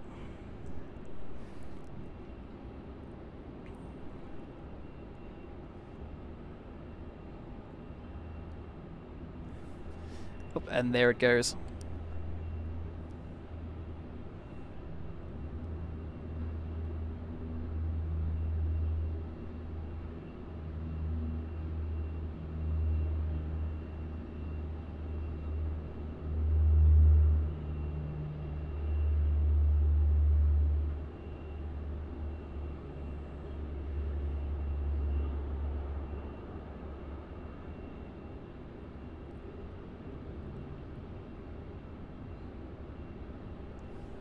Bit of wind shear there on its departure.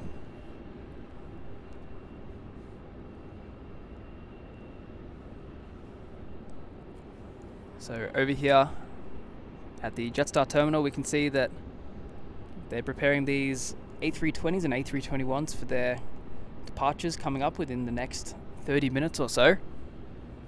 And they're all going to be going off to different large airports here in Australia. Most likely going to be going to Sydney, Brisbane, Gold Coast, and Adelaide. So we have a little bit of a break now for the arrivals.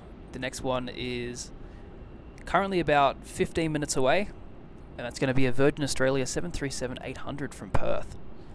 And now we're also waiting for some departures, as at the moment there isn't too much happening.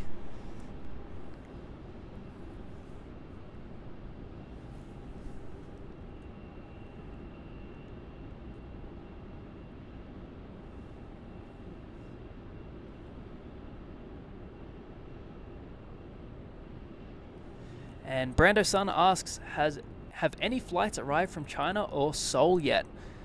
Yes, much earlier in the stream, right towards the start, we did have a Shanghai Airlines 787, which arrived from Shanghai, China. And I'll just show you on the screen here. It is parked over there at the international terminal. This is most likely just a freight flight though, and it was operating for China Eastern. And we also don't have any flights to or from Seoul here at Melbourne as of now, but hopefully that changes in the near future.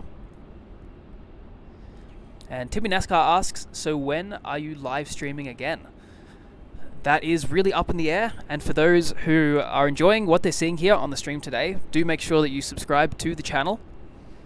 I really would appreciate your support, and turn on that bell notification. By turning on the bell notification, you'll be able to see when I'm streaming and where I'm streaming. The only issue is I don't really have a schedule that's set in stone, so that would be the only way to really keep up to date with what's going on, and you'll be notified when a upcoming stream is scheduled. And my good friend from Sydney, Wissam, says, "G'day Matt, hello, how's it going? Hope it's much nicer weather up there in Sydney. It's really quite cold and windy down here in Melbourne."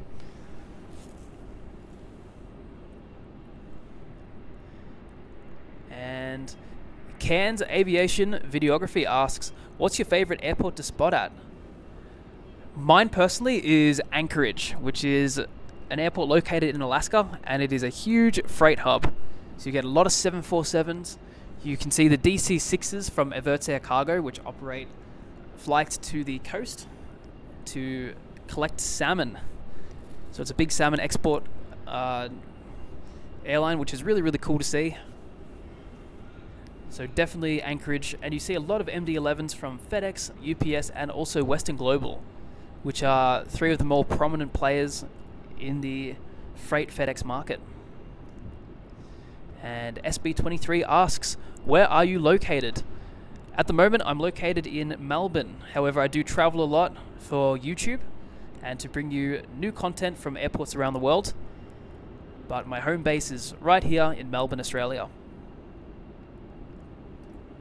And Nettie CN asks, can you do a night stream? We get 2 Emirates A380s at that time. A night stream is definitely on the cards. I'm just looking at the implications of doing that, as I am constrained a little bit with the night camera. It has a tendency to overheat even in the cold Melbourne weather. So I do have to see how to rectify that issue before I can bring some night streams, as the camera will shut off and then cause a lot of issues.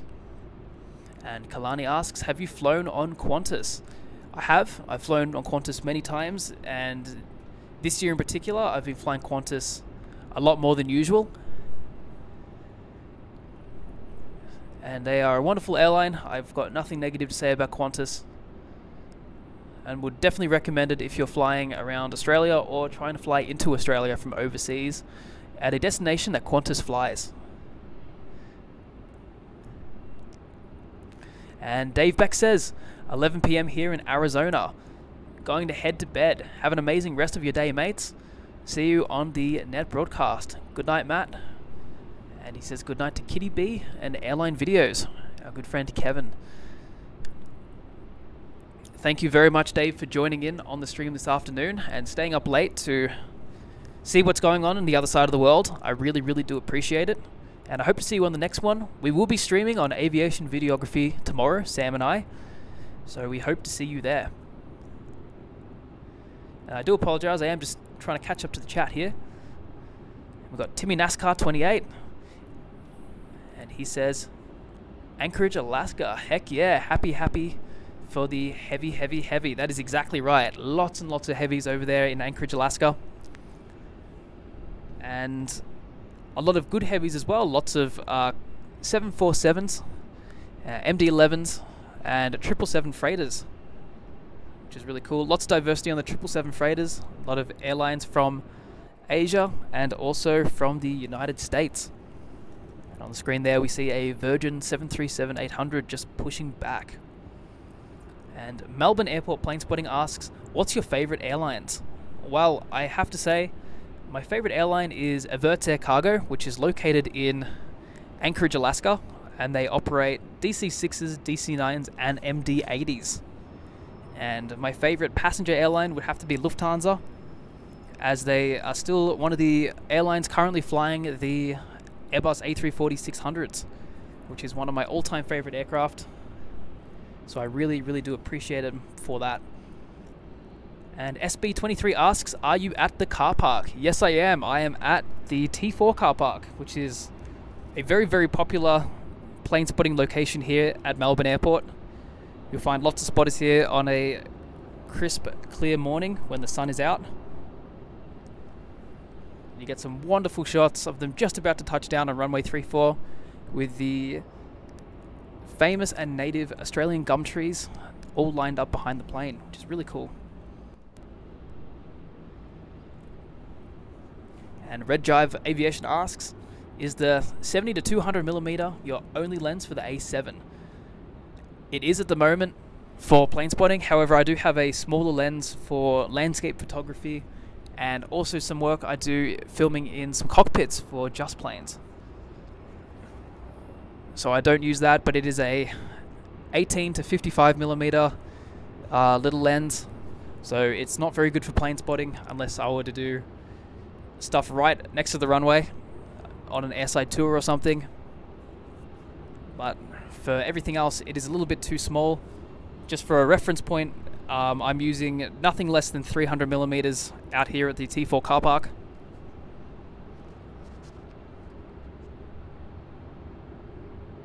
So 50mm would be a little bit too small. And Melbourne Plane Spotting 380 says, hey Matt, hello, welcome to the stream. Thank you for joining. I hope you're enjoying what you're seeing so far. And I hope you are enjoying seeing your home airport on a live stream, because there isn't too much of that happening just yet. And Cairns Aviation Videography asks, what's your opinion on Bonza? I'm very excited to see them flying. I hope they do well. I'm looking forward to seeing them expand, and I do like the purple livery. It's something a little bit different here in Australia. So it'd be cool to see a different tail hovering around some of the bigger airports.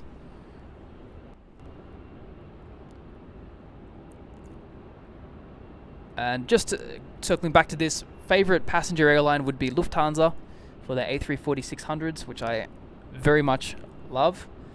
And also the Averter Cargo is my favorite freight airline for their awesome DC-6s that they still fly on a commercial basis.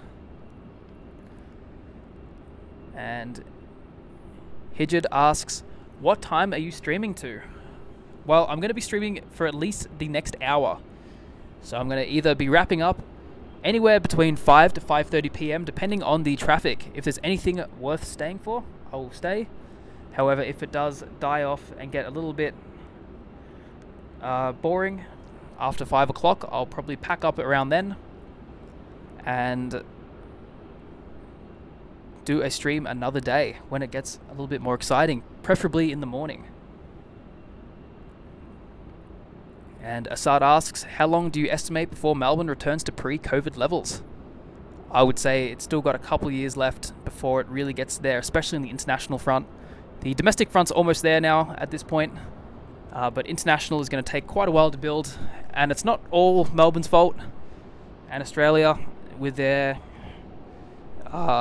entry rules, it's more to do with the other countries, particularly in Southeast Asia, which still have some very strong COVID rules in place for foreign nationals trying to enter.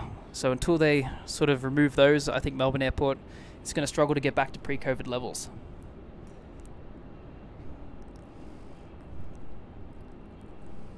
And Down Under Aviation and Trains asks, do you have any model aircraft? I have quite a big collection of model aircraft. About 10 years ago, I was really, really big on collecting them. And I have a lot of A340s, a lot of 747s. So I was quite big on those, and I have about 40 or so 1 to 400 scale model aircraft from a bunch of different companies like Gemini Jets and Phoenix. Greetings from Melbourne. Hope you're having a wonderful afternoon over there in Cambodia. So now departing off runway 34, we have the Virgin Australia 737-800 VA859 from Melbourne to Sydney.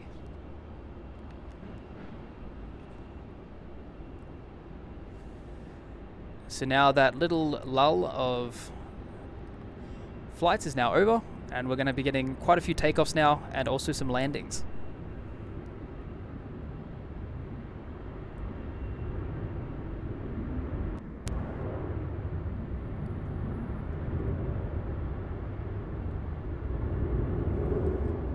And just a reminder as well, if you're liking what you're seeing here, make sure to subscribe and to also give this stream a like. If you want to see more live streams and be notified on when I'm doing it, as I don't have a solid schedule at the moment, click that bell notification button beside the subscribe button. By doing so, you'll be notified on when there will be an upcoming stream. As like I said, I don't have a schedule set in place just yet. So that would be the only way to keep up with where the next stream is going to be. And now we have another Virgin Australia 737-800. Departing. This one is flight VA1326 going to Hobart, which is located in Tasmania.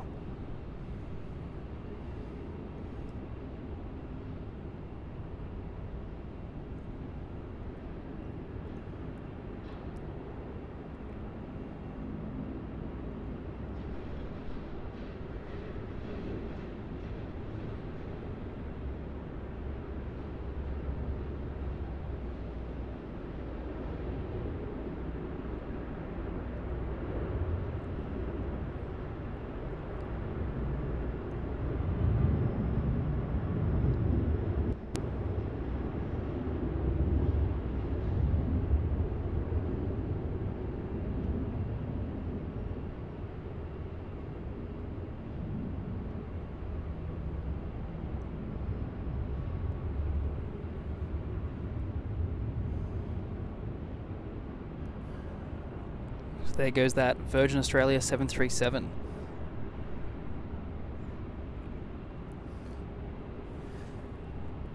Speed Racer says, great job streaming live. Could watch this all day. Thank you very much, and we do hope to do actually a live stream that is going to be all day. So you should get your fix from that. When that happens though, we don't know just yet. John asks, do you have ATC here?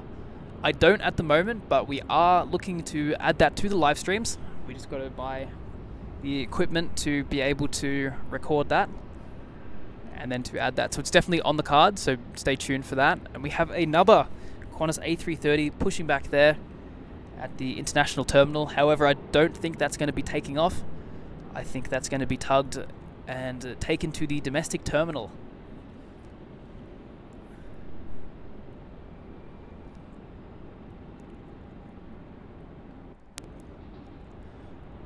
Ludmilla, liked and subscribed. Love your short videos, perfect quality. I really do appreciate that. I'm glad that you're subscribed and welcome aboard. Look forward to seeing you hopefully on some more stream chats and getting to know you better.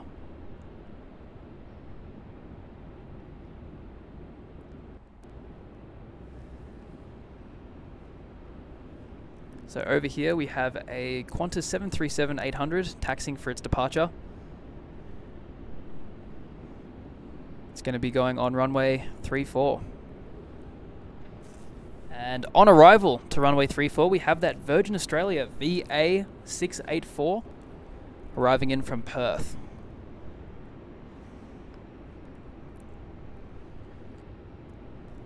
And prior to the pandemic, this used to be operated by an Airbus A330.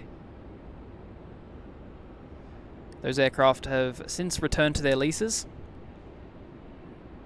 and so have their 777s, which they used to fly from Brisbane, Sydney and Melbourne to Los Angeles.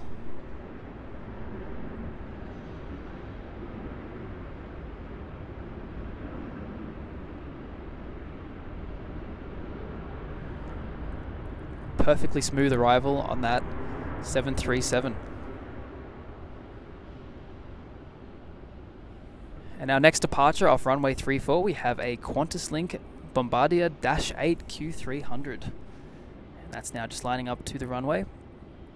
And that's going to be flying as Qantas Link 84 to Mildura.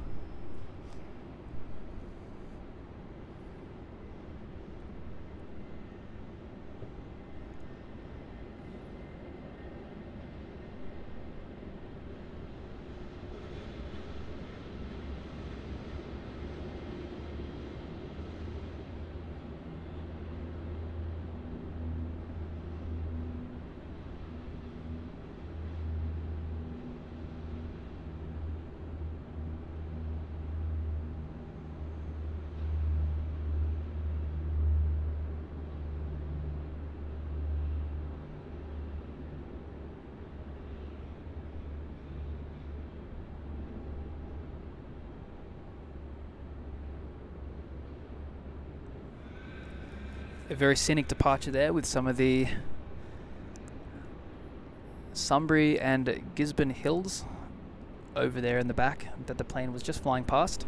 Now we have a Qantas 737-800 doing another milk run over to Sydney as QF462. This is a very, very popular route and one of the busiest routes in the world. At one point,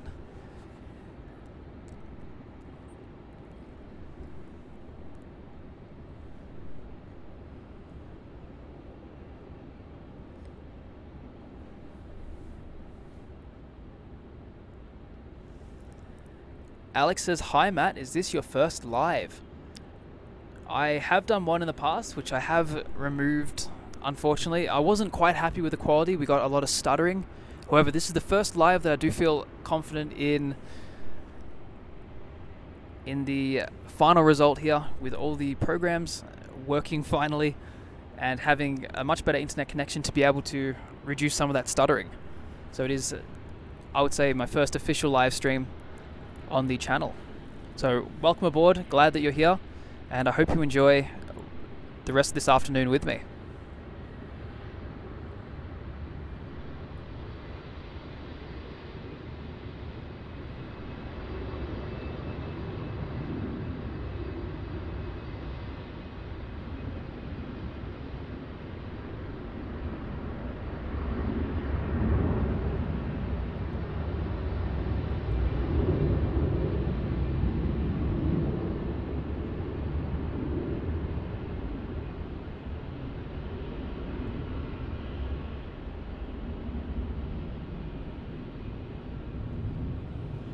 So that was the Qantas 737 to Sydney.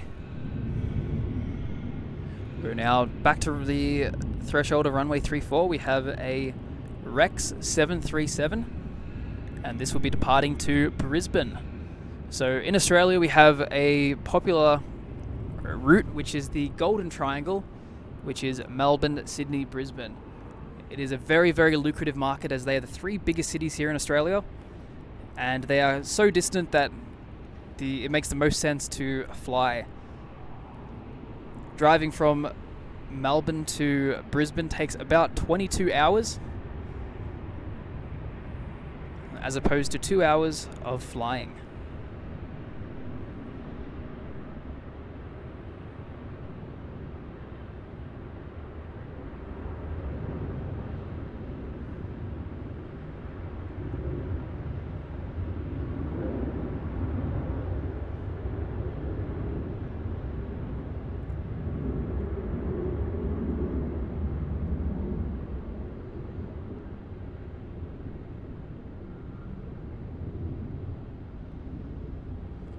And as you see, just on the south of the screen there, we have the Etihad 777, which will be departing off runway 34 direct to Abu Dhabi.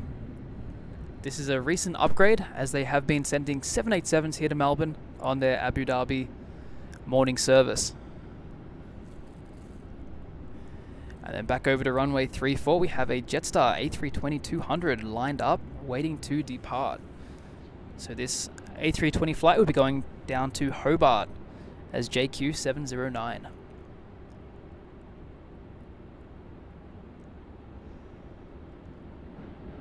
And Ethan asks, have you flown United Airlines? Ethan, I have flown United Airlines. I've flown it from both Sydney to San Francisco, and I've also flown it from Melbourne to Los Angeles. Both times I've had a very pleasant experience, and it's another airline I really don't have anything negative to say.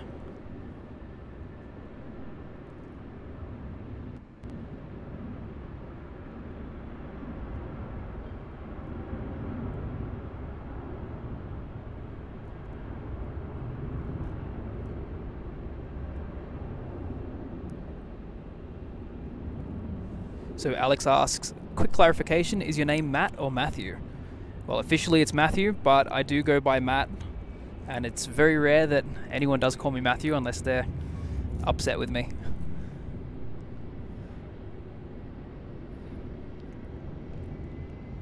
So here we now have that Etihad 777-300ER beginning to taxi up north towards runway 34, which will be our next heavy departure.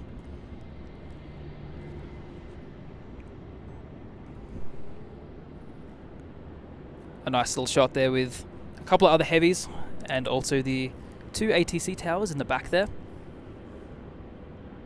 Hello Seb Plays, and welcome to the live stream here at Melbourne Airport. Really do appreciate you stopping in, mate, and I've always appreciated your support, particularly on the premieres in the past. And he also asks, have you ever been in the cockpit of a plane? I have. I've been in the cockpit of a bunch of planes, even on the landing and the takeoff. I do some of the cockpit filming for the other YouTube channel called Just Planes, and I'm one of their videographers, so I've been on quite a few of the cockpits that they have published. I've been doing the filming behind it.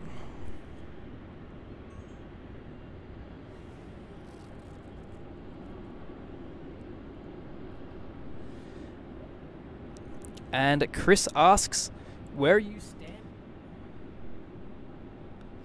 So sorry, the microphone fell off the table there. Chris asks, where are you standing to get such a good view? I'm actually standing on the 6th floor of the T4 car park, which is a very popular location here in Melbourne because you get a nice 180-degree view of the southern side of the airport. So you don't really get a very good view of the east-west runway, which is runway 27 and 09. However, you do get a wonderful view of runway 34 and runway 16.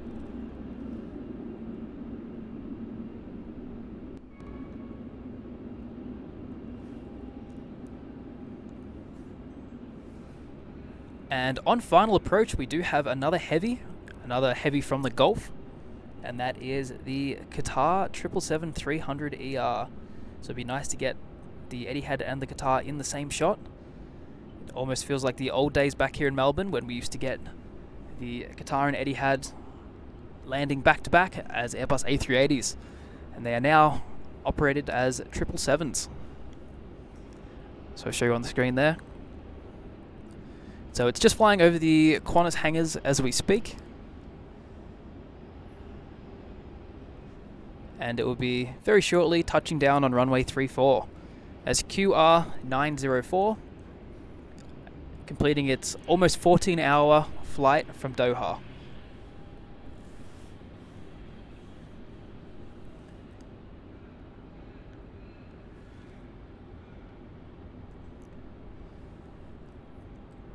And I asked, what kind of camera do we use? It's so high quality. This is the Sony RX10, which is one of their new bridge cameras. It really is a very high quality camera. You can get some very high quality 4K footage at 25 frames per second. And the picture quality and also the backlight composition is compensation is really outstanding, so you can even get some wonderful shots facing into the sun. Highly recommend it. It is a great camera.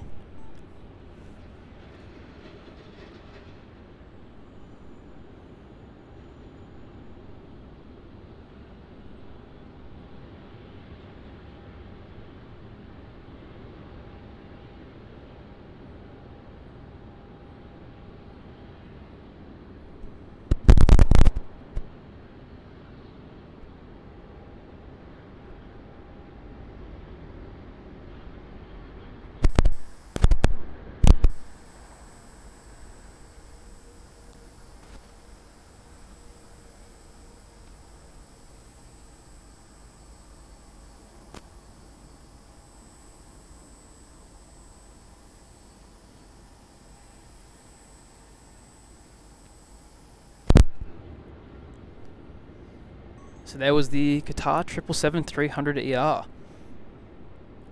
That flight has been here, that particular service actually, by Qatar Airways since 2009, and has been operating daily since.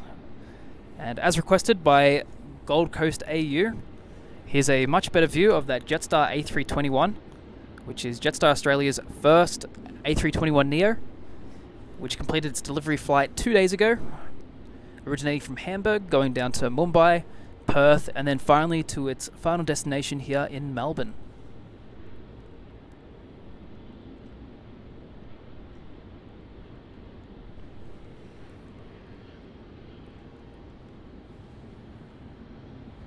So we now have Etihad taxiing up to the end of runway 34. Slowly but surely making its way over to the threshold. But it will not be doing a turn and burn onto the runway, as we're going to be having a Rex Sub 340 arrival.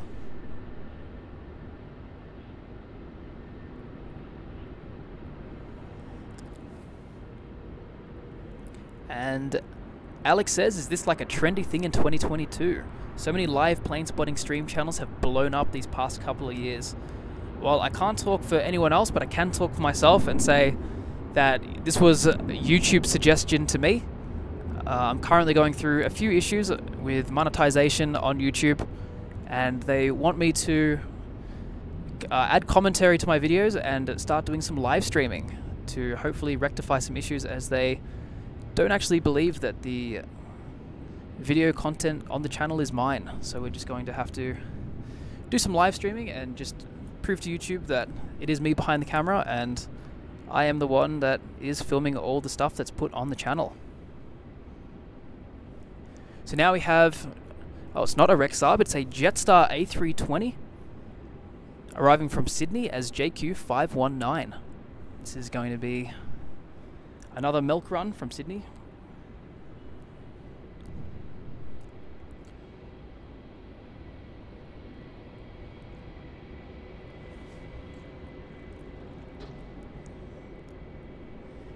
And my friend Wassam from Sydney says, did you get a chance to go to the JQ A321 Neo event? Yes, I did. I did pop into the hangar after its arrival to have a look at what was going on, and I even got to walk through the plane, which was really nice to see. The cabin looks wonderful, and it looks like a great of a great standard, particularly for a low-cost carrier. So those who will be flying on that in the future, I think they're in for a good flight.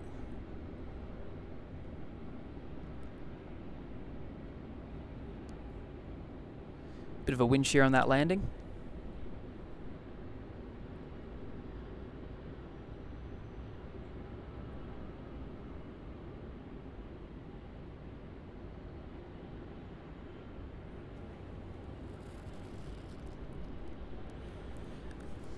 And Ludmilla asks, Matt, how long your streams will be? Sorry if I missed the info earlier. This particular stream will be live for the next 45 minutes to an hour, depending on what traffic's coming in, what international airlines we have arriving and departing. And I will definitely stay a little bit longer if there's some more things coming in or going. But generally, I'm going to try and want to keep streaming for about 6 hours plus in the future. I started a little bit late today because I had some issues with my SIM card. So that's all rectified now, and we should hopefully be streaming for a lot longer on the next one.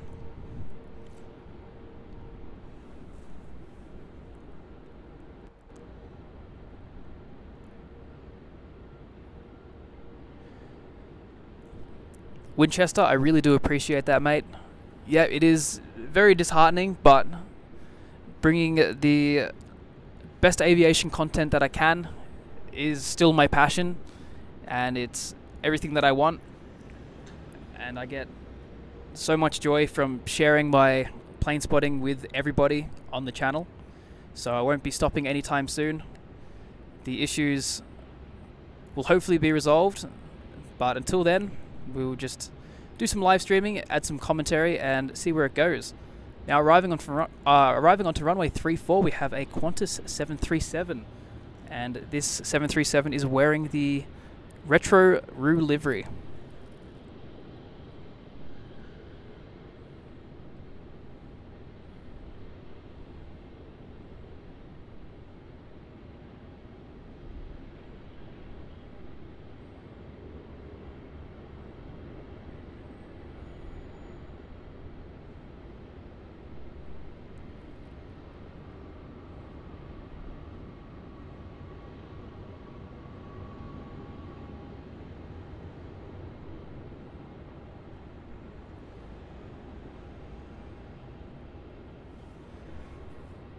So a very, very smooth landing by that Qantas 737, and that was operating as QF449 from Sydney.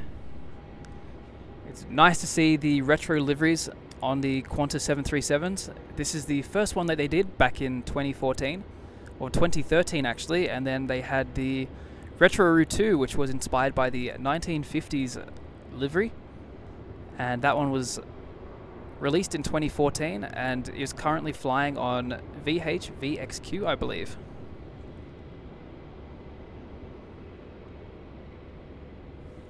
So there's the retro just taxiing over to the T1, which is where Qantas is based.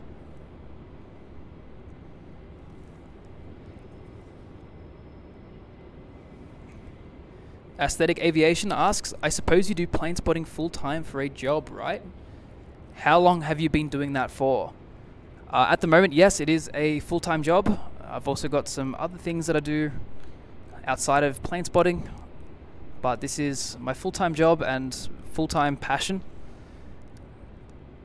And I've been doing that since 2019, full-time, and been loving it ever since. So now arriving onto runway 34, we have a Virgin Australia 737-800, arriving as VA274 from Canberra. And for those who don't know, Canberra is the capital city of Australia. It's located between Melbourne and Sydney.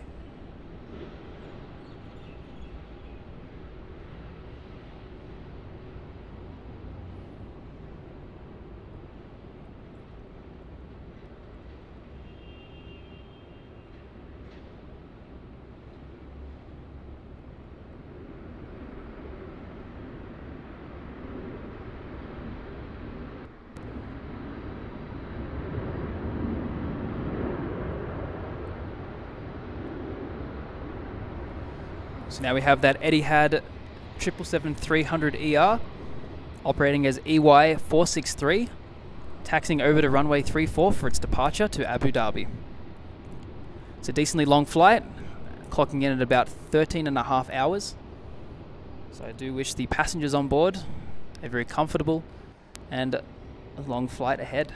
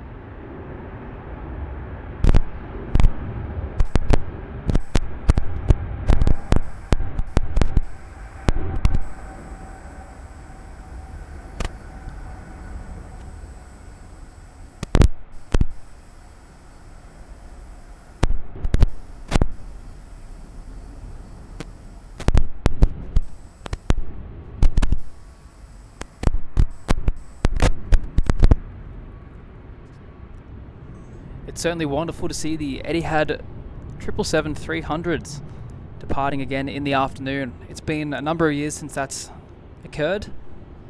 I think the last time that one of those departed in the afternoon was in 2020 when they were doing their flights weekly flights between Melbourne to Abu Dhabi to get Australians home. So landing on runway 34, we now have the Rex 737, operating as ZL125, doing another milk run between Melbourne and Sydney.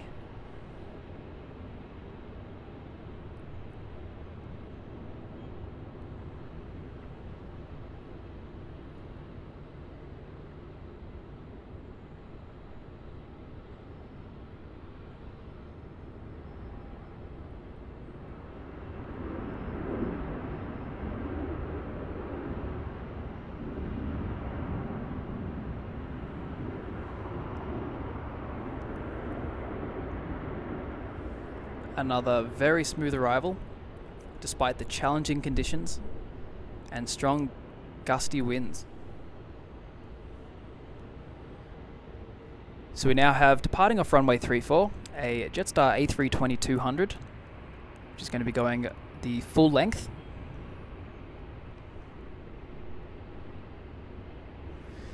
And this is departing to Gold Coast.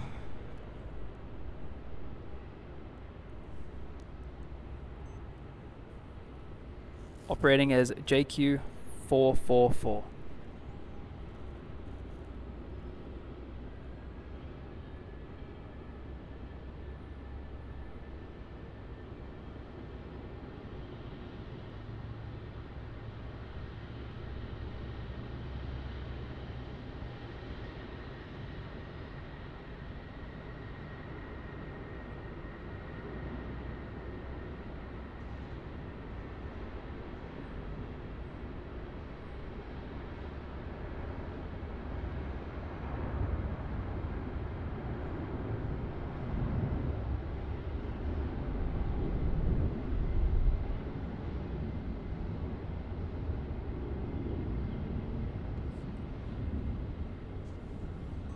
And just double checking the mic. Is it coming out clear? Is there some stuttering?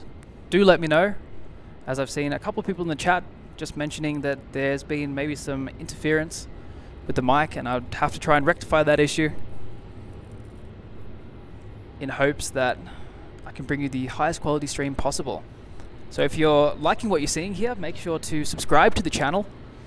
It really would help me out a ton. Like the live stream, and also chuck on that bell notification if you want to see some more live streaming from around the world. Unfortunately, I don't have a schedule that's set in stone, so the only way you're going to be notified on when I'm live streaming and where I'm live streaming is to click that bell notification so that the live stream comes to you. So now on arrival we have a Qantas Link Dash 8 Q300, which is arriving from Adelaide as QF2195.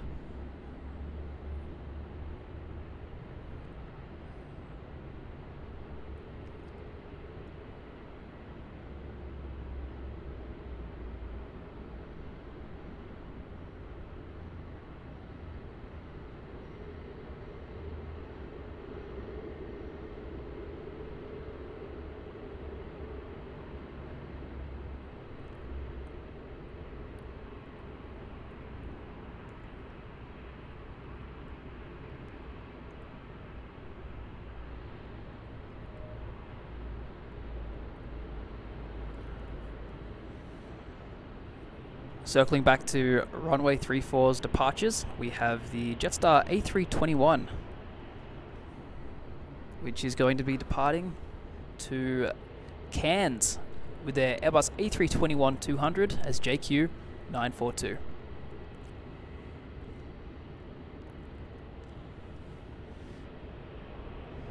TriStar Darren says, voice is clear now, Matt. Sometimes when panning right, it sounds like a loose connection. Alright, that's definitely very interesting. I'll have to figure out what's going on with that.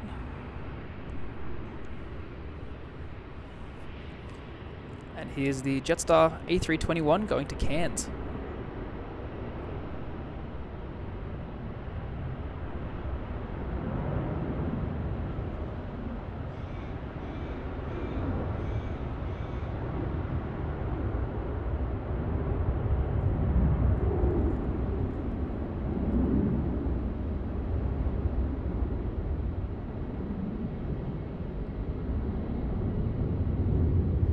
Nice steep climb out there for that Jetstar A321. Alex, thank you so much for joining. It's been a pleasure having you here this afternoon on the live stream. I do know where Fresno's at, actually. I have been there once, and I did love it. A very fantastic area. California in general is just a very lovely state. Plenty of hidden gems around there. Glad you enjoyed the stream, and I do hope to see you on the next one. If you are interested, we are going to be live streaming on aviation videography tomorrow, which is my good friend Sam's YouTube. I'm going to help him out with the camera. So if you're interested in looking at that, be sure to check out aviation videography. On arrival now to runway 34, we have a Virgin 737-800. And once it lands, I will have a look on flight radar to see where it's come from.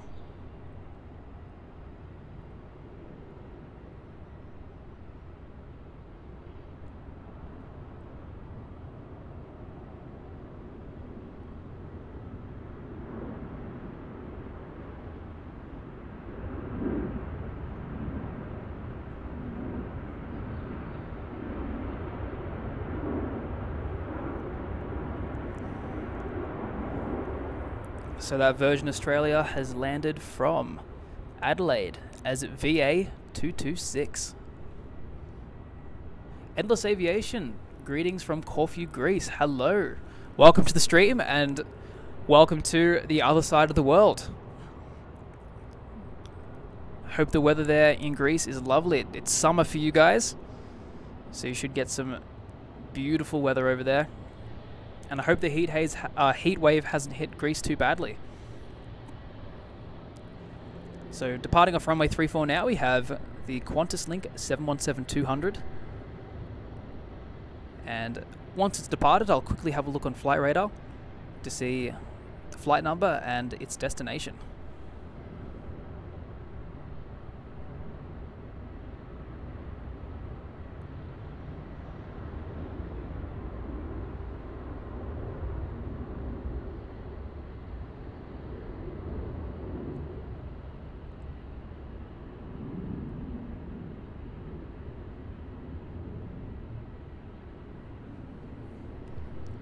A lovely departure there from that Qantas 717, and that is going to Canberra as QF 1524. And Alex, the channel name is Aviation Videography. You can find it on my channel page under one of the recommended channels, or you can quickly search it up on YouTube as Aviation Videography, and the profile picture is a sunset silhouette of Sam taking a photo. And V1 Aviation asks, do you use the RX10 for live streaming? I do indeed. I'm currently using that at the moment. It's a very, very high quality camera, especially for live streaming. It comes out very well. And the battery life on it is wonderful too, so I can get a number of hours out of it before I do have to plug it in to charge. Now arriving on runway 34, we have QF 797, which is a Qantas 737-800, landing from Alice Springs, which is in Central Australia.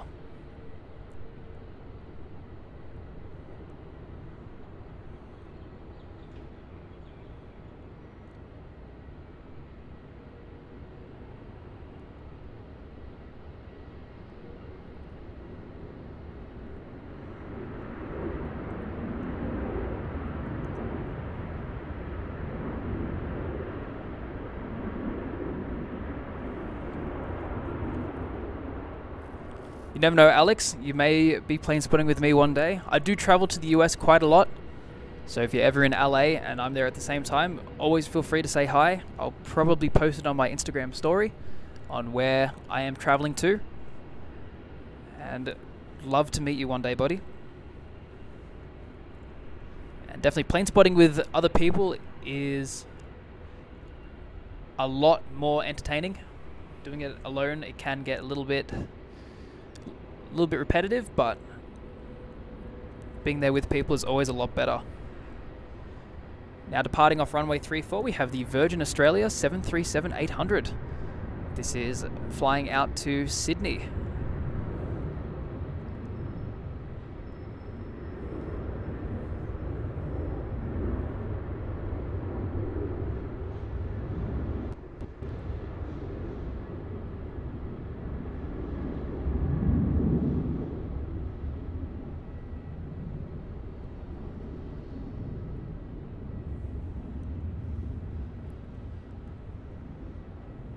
And sparing no time is the Jetstar A320-200, which is lining up on runway 34 for its departure.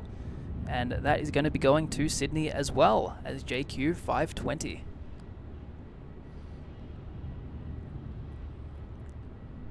And Gamera asks, you edit your videos?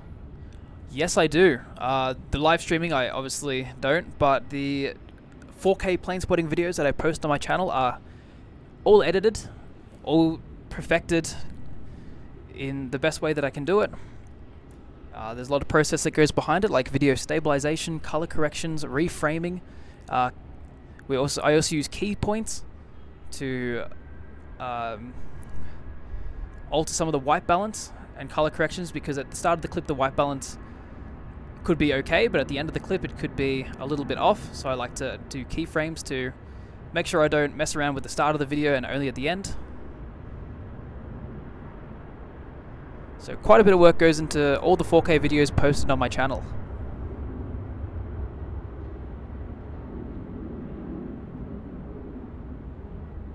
There's that Jetstar A320 departing to Sydney.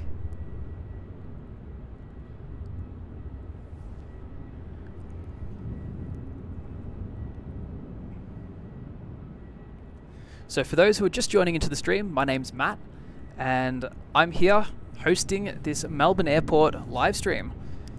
We're catching some afternoon departures and arrivals on runway 34, so I do hope that you are enjoying.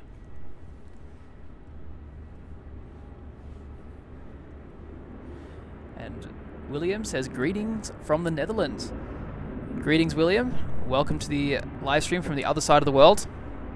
I do hope you enjoy seeing something a little bit different that you wouldn't typically see over there in Amsterdam. And our good friend Max from Melbourne Aviation is back in the chat. Hello, Max.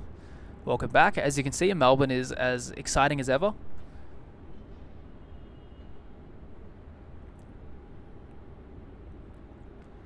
And Ludmilla says, love your videos from Hawaii.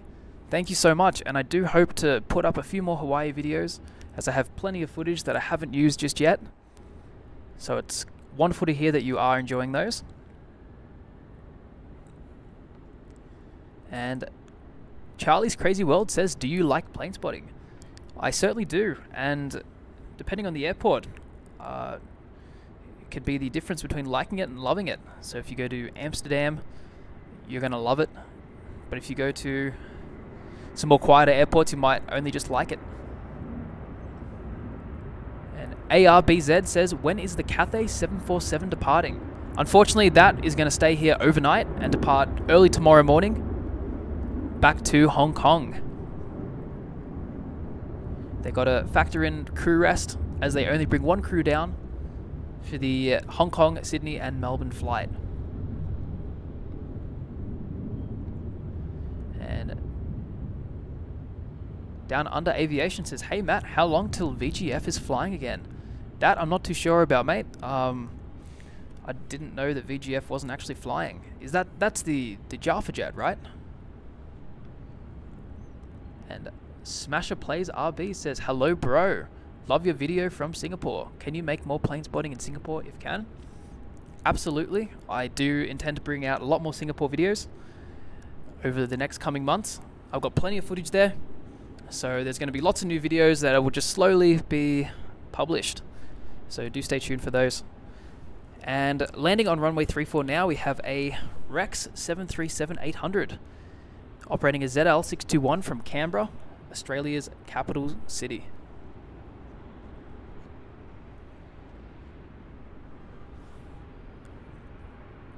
And turning onto right base, we have the Singapore Airlines Airbus A350. And that's going to be operating as SQ207, and it is arriving from Singapore. And that's going to be landing within the next 5 minutes.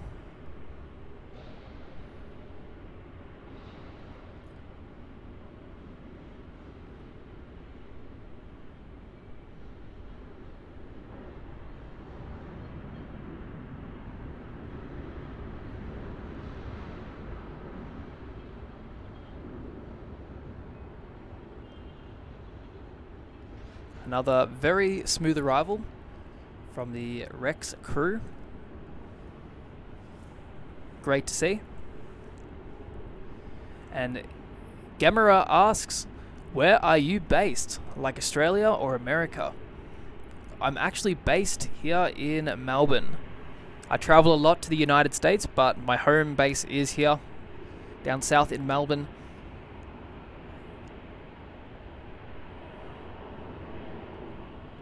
So we've got the Virgin Australia 737-800, which will be operating an international flight as VA93 to Denpasar.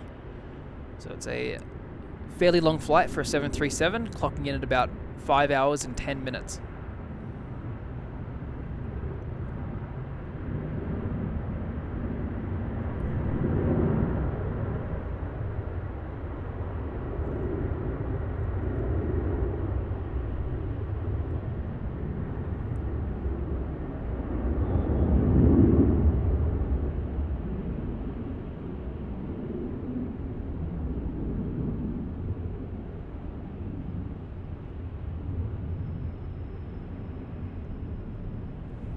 And then down the very end of runway 34, we have a Jetstar A320, which has lined up and is just waiting for the Virgin Australia to be a safe enough distance away for it to take off. And that Jetstar A320 is going to be going to Townsville.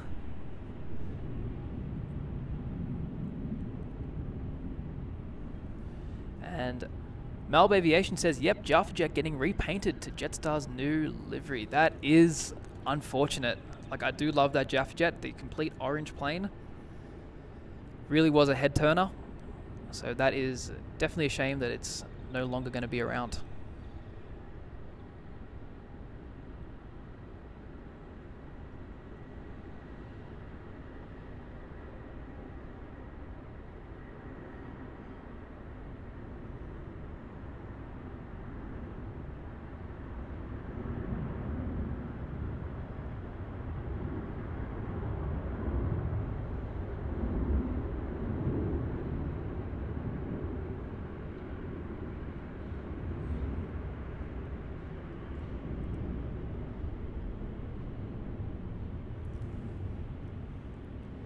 And on final approach, we have a heavy aircraft, which is the Singapore Airlines Airbus A350-900, operating as SQ207 from Singapore. It's about a 6-hour-and-a-half flight from Singapore Changi to Melbourne. So there it is, just flying over the western suburbs at the moment, and will very shortly be touching down on runway 34. And we got Crazy Cat Lady. She says, hi everyone, have thoroughly enjoyed your videos, Melbourne Aviation, so great to see you're going live now. Thank you very much. Glad that you've enjoyed the videos that we've been putting out over the last few years. And also glad to see you here on the chat in the live stream, joining us for some live plane spotting at Melbourne Airport. A slightly different take to the normal 4K videos I put from Melbourne Airport, as you'll see. A lot more narrow bodies than I would usually add into those.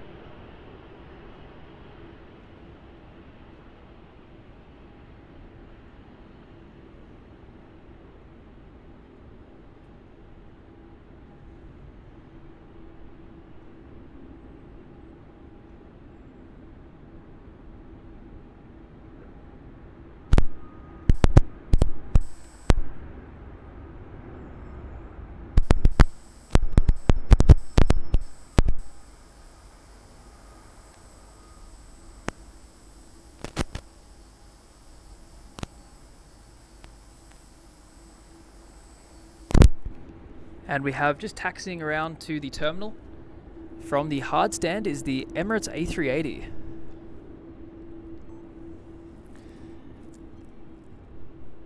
So this A380 lands in the morning and then will be moved over to a hard stand until the evening. And then in the evening, it will be moved over to the terminal to be loaded up for its 9:30 p.m. departure. And it does sound like we have another mic issue. I'm not too sure what's going on with that. I have to mess around a little bit with the mic settings just to see why there's a crackle, why there's a little bit of interference.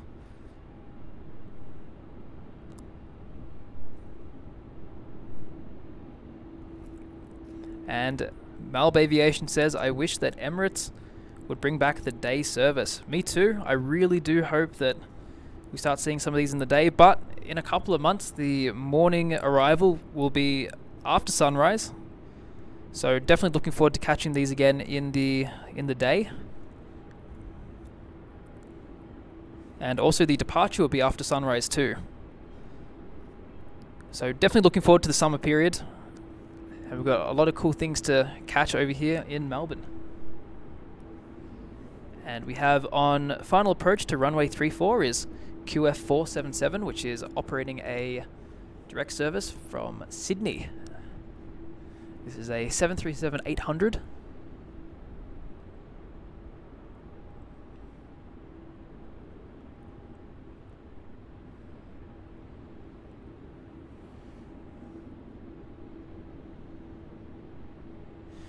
And Charlie's Crazy World asks, do I have 2 channels?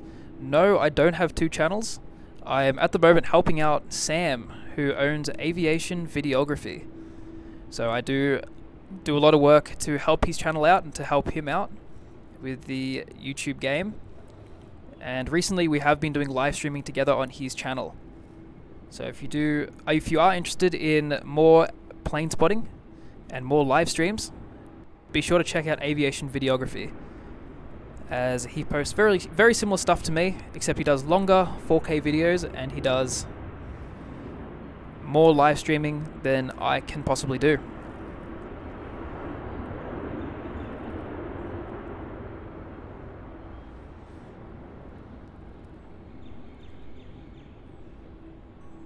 And Crowning asks, are you plane spotting until night? I'm going to plane spot for as long as I can.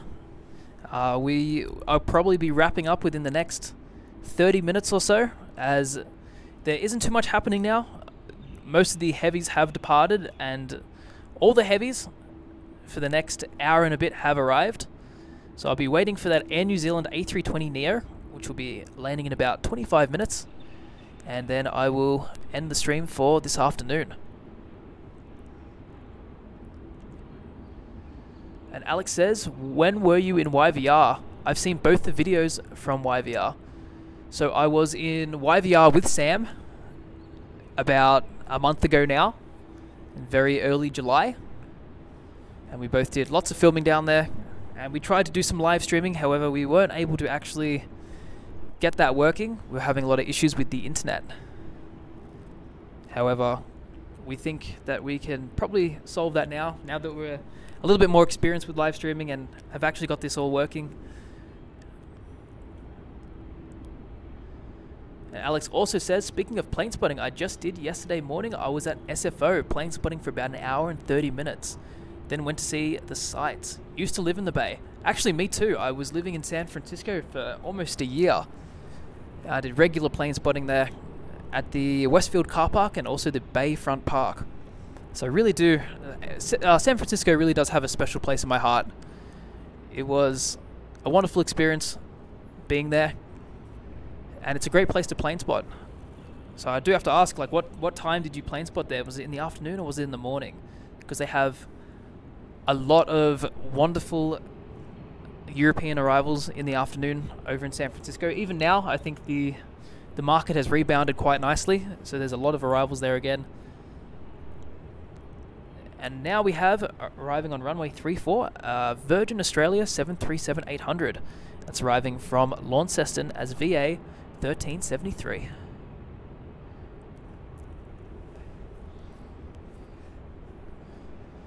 And Aesthetic Aviation asks, Matt, why don't you upload a lot of videos from this car park compared to Operations Road? Well, the truth behind that is I'm not really at this car park very often. I generally will only go up here when it's a sunny morning and I'm trying to catch something in particular. One of the issues I have with it is just the ease. So if you don't want to pay $15 for the hour, you have to time it right and get up here for the free 15 minutes. So drive all the way to the top, film, and then go straight back down. So I don't rack in too much footage from the car park, as opposed to Operations Road, where I can sit there for the whole afternoon and just film every plane that I want to without having to worry about trying to time going up here and finishing filming just in enough time to actually get back down before I get charged. And Melbourne Aviation said SFO soon. Yes, I'm really looking forward to that. We have a trip coming up in the future next year in January and February where Sam, myself, and our good friend Max, Melbourne Aviation, we will all be going to San Francisco and Los Angeles together to do some plane spotting. So I'm really, really looking forward to that. It should be good fun, and it'll be great to be back in San Francisco. And Crowny asks, what plane spotting location is that? I usually plane spot at Operations Road at the other side of runway 34. So do I, Crowny. This Operations Road is my favourite spot at Melbourne, but this is the T4 car park. It's the 6th floor, so it's the second highest floor on the car park, which gives a wonderful overview of the southern side of the airport. It's unfortunately not a place that you can really sit for the whole afternoon if you're not wanting to spend $45 for the day for parking. However, if you do get dropped off by somebody, you can stay up here for free, no problem. And it is a wonderful view to admire for the day.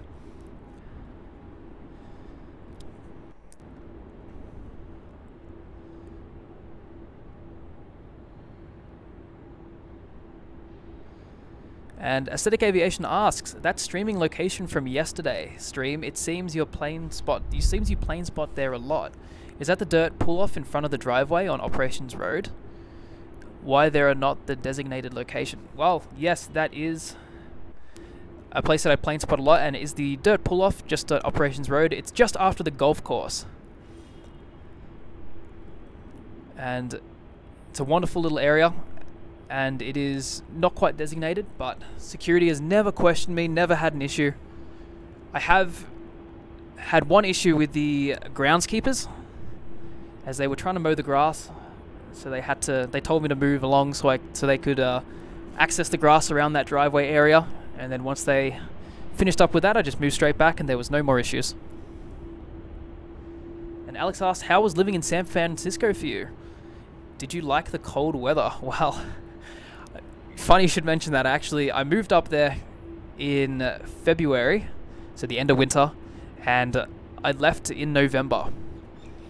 So fortunately, I didn't see the worst of the winter. I did not enjoy the cold weather that I did experience there, and those days I did try to stay at home, and I didn't go out too much, and there was actually some snow at the very end of my stay in November.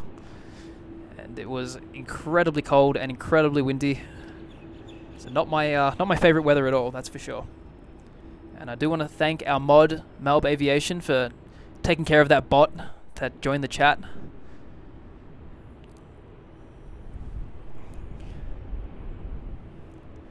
And yeah, Melbourne Airport security, they can be a little bit particular with where you're actually taking your videos or your photos from.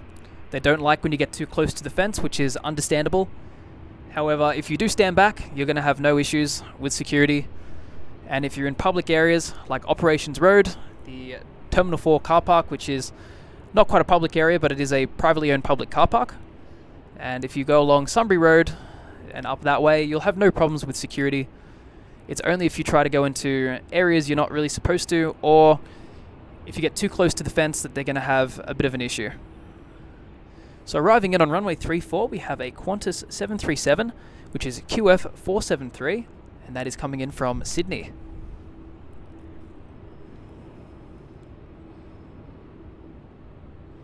And Floyd asks, do you travel around the world and plane spot? Yes, I do. I really do appreciate the opportunity I've had to be able to do that with the YouTube channel. And it's great to get around the world and see the different sort of traffic that different airports get.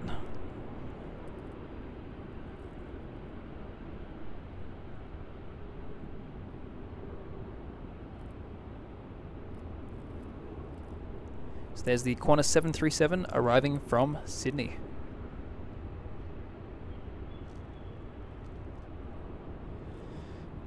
Alex asks, Sydney or Melbourne for spotting?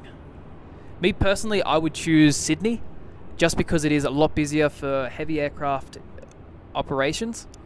Sydney is the main gateway into Australia, so you get a lot more airlines and a lot more flights there, as opposed to Melbourne. Especially now, because Melbourne is still in the recovery phase after the COVID pandemic. So Sydney is my choice out of the two. And Charlie's Crazy World asks, Matt, what is your favorite airline? Well, Charlie, my favorite airline is actually Air Cargo, which is a small domestic operation up in Alaska. And they are one of the only airlines to operate the DC-6 commercially. And they usually use it to transport salmon from king salmon, which is on the west coast of Alaska. And they bring the salmon in to Anchorage for its distribution and storage.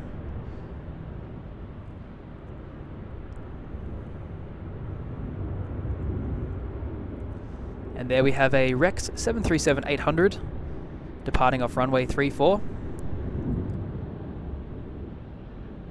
And that Rex 737 is making its way over to... Give me one moment to access Flight Radar. It's making its way over to Sydney as ZL152. And Melbourne Aviation says, I thought your favorite airline was Western Global. No, that is actually Sam's favorite airline. He does love Western Global. It's definitely up there as one of my favorites too. It's an incredibly cool airline, still operating MD-11s and 747 freighters. And now we have the Qantas A330 departure from Melbourne to Sydney.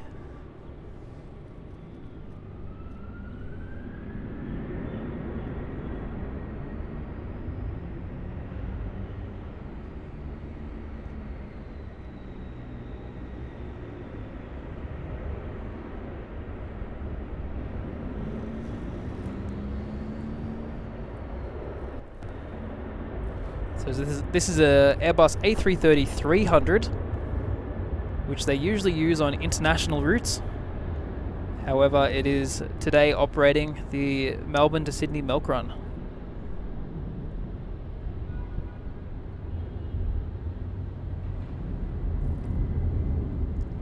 That's operating as QF466. I'd just like to take this time to thank everybody for tuning into this live stream and joining the chat, keeping me company for this afternoon. And if you're interested in seeing more live streams like this, not just from Melbourne but also from around the world and around Australia, make sure to click that subscribe button and also the notification button. By clicking the notification bell, you'll be able to be notified when I'm going to be live streaming, as I don't have a solid schedule in place. So the only way you're going to know if I'm going to put up a stream is if you turn on the notification button and it comes to you. So I really do appreciate that. And if you like the stream, make sure to give it a like. It will help me out a ton. And Alex asks, how old are you, by the way? Well, Alex, I'm actually 23. So it's cool to be given this opportunity young to be able to travel the world and to plane spot and bring you guys the highest quality videos I possibly can. And yes, that was quite light. It's only going to Sydney, so it has not too much fuel on it. And SpadXVFX asks, why is it a domestic flight? I would say it's operating the domestic flight to carry the huge capacity of people that are traveling between Melbourne and Sydney. So the plane was very light because it was not filled up with a lot of fuel, and those A330-300s are quite powerful. But I'm sure it was loaded up full to the brim. So there we have the Qantas 737-800 departing off runway 34 and using the full length of the runway. And I'll quickly check where that is going to in just a moment.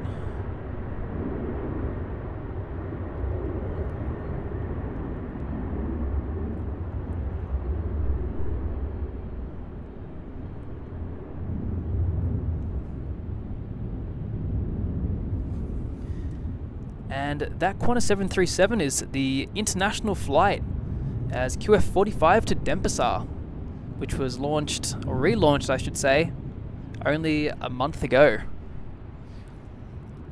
Coming in on final approach into runway 34, we have a Jetstar A320-200 as a JQ775 from Adelaide. Coming in nose down by the looks of it.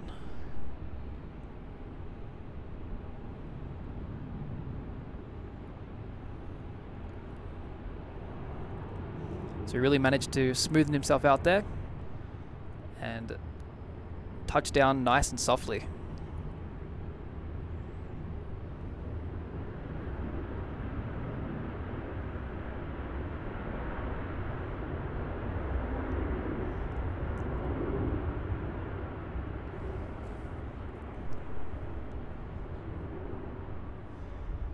And Charlie's Crazy World says, "Hey Matt, there's a Virgin that just flew over me and it's going to Melbourne." That is awesome. If it's coming within the next 15 minutes or so, you'll see it landing on the stream, as I will be most likely packing up here at about 5:30, which is in 18 minutes time. It's been a wonderful stream so far. It's been a wonderful afternoon with everybody here. I've really appreciated all the support and talking to everyone and getting to know the viewers a lot better. Really do appreciate it. And Aesthetic Aviation asks, did you want to or were you studying to become a pilot when you were a bit younger? No, actually. I'm one of the few aviation enthusiasts that never really had any desire to become a pilot and never studied to be a pilot. I've always been more into the media side of things with the cameras and the photography side as opposed to the flying side of aviation. And Harsh Modi says, have you been on the world's longest flight from New York to Singapore? No, I haven't done that, and quite frankly, I would avoid that if I can. I'm not the best at flying. I do enjoy flying on short haul flights, but long flights like that, I think, is a little bit hard for me. I'd struggle to sit still, I think.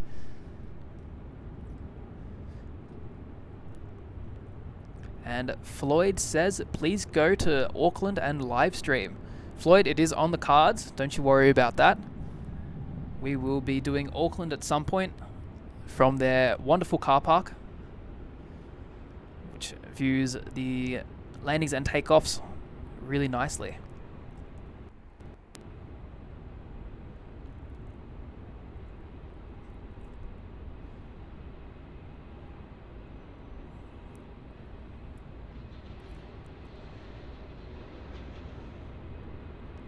It's wonderful that Fresno now has a plane spotting area. The parking garages are always wonderful. They really do offer the best views at most airports. So whenever I go spotting at a new airport, I always look for the parking garages. So what kind of traffic do you get over there at Fresno? And Melbourne Aviation says, sounds like we need to go on that inaugural flight from Sydney, New York. Want to test out how we go on that? Haha, no. I think that's something that you will be doing maybe with Sam Max. I think Sam would definitely be far more interested in doing a flight like that over me. And I wish you boys luck. So now we have, departing off runway 34, a Jetstar A320-200, operating as JQ 780 to Adelaide.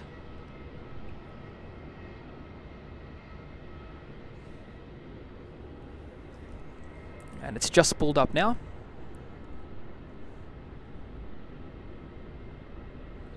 So it is starting to get a little bit darker. The sun is going to set in about 5 minutes or so. And due to the overcast conditions, it will get dark quite rapidly.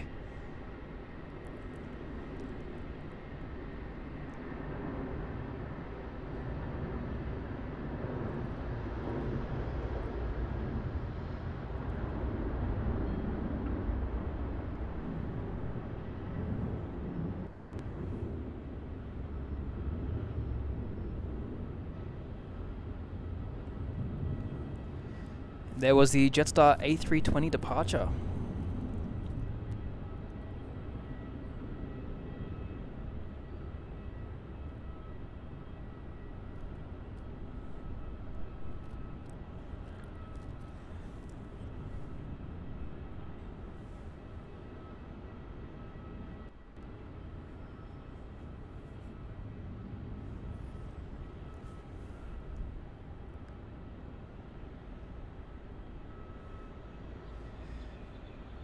And on departure now to runway 34, we have the Virgin Australia 737-800, another one that will be departing to Canberra as VA 279.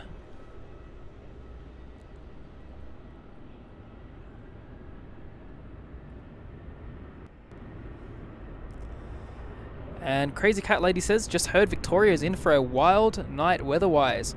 Hope you've rugged up. Yes, that is another reason why I don't want to be streaming all night out here. The weather is going to take a massive turn for the worst. So I do want to leave before that does happen, as I've still got to walk to my car. I haven't parked up here at the car park. I've gone to the long-term stay car park. So it's going to be a bit of a hike for me to get back. And there goes the Virgin Australia 737 to Canberra. Definitely see the weather starting to form a little bit over there in the distance. We've got some strong winds forecasted for tonight. There was actually a weather warning sent out from the Bureau of Meteorology, and it said that there is some damaging winds for the Melbourne area. So not looking forward to that at all. And Harsh Modi says, have you been on Air India flight from Melbourne to Delhi? Not quite yet, no, but I do plan to do that at one point, as I would love to go back to Mumbai for some more streaming. I'd love to see what I can get from Mumbai, and I've just got to make sure that filming from some of those spots in Mumbai is okay with the authorities, as the setup will be quite big, and I don't want to have any trouble while we are live on the air. And Aiden asks, what's your favorite airport? Without a doubt, my favorite airport is Anchorage, Alaska. It has some of the coolest air traffic I've ever seen, with probably the only airport where I've seen 4 747s just lined up to take off in a row, and then probably holding short for a DC-6 and a 707. It's very cool. It's an airport that's sort of stuck in time, and by far my favorite place.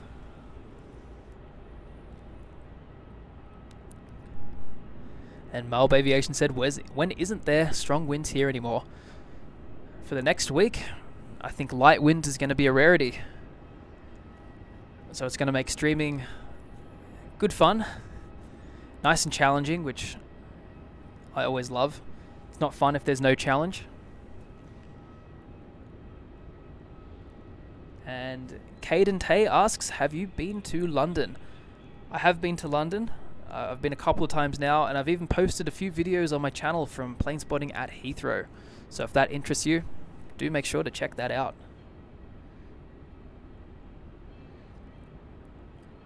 And Jason Chu says, new video from Kuala Lumpur soon. Yes, I will be posting a new video from Kuala Lumpur soon. There's going to be some departures from the famous Unjung spotting location.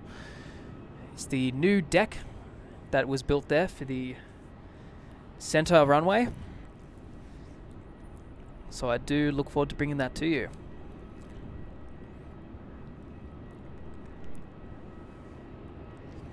And Adam asks, level 6 undercover at T4 tomorrow, Matt. At the moment, tomorrow's stream is currently undecided. Sam and I are both trying to figure out if we're going to do it at Melbourne or if we're going to fly somewhere for a day trip interstate or maybe even across the pond to Auckland. So we haven't figured that out just yet. We're going to see what happens. But if you are interested in seeing where we do end up streaming, that will be done on Aviation Videography, which is Sam's channel. So if you are interested in seeing that, be sure to check his channel out.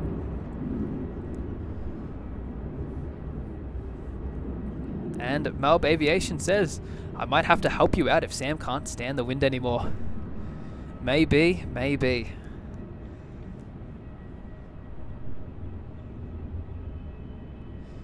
And Cillian Bolter asks, do Qantas use A330 to go from Melbourne to Adelaide and Delhi?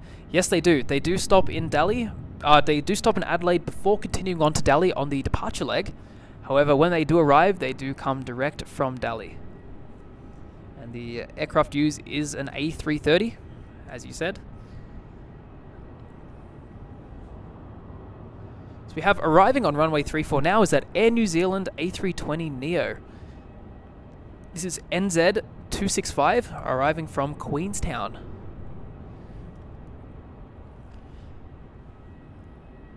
So this will be one of the final aircraft that I film here at Melbourne for this afternoon's stream. However, Sam and I will be live streaming tomorrow on Aviation Videography. And maybe even on HD Melbourne Aviation for a couple of hours as well.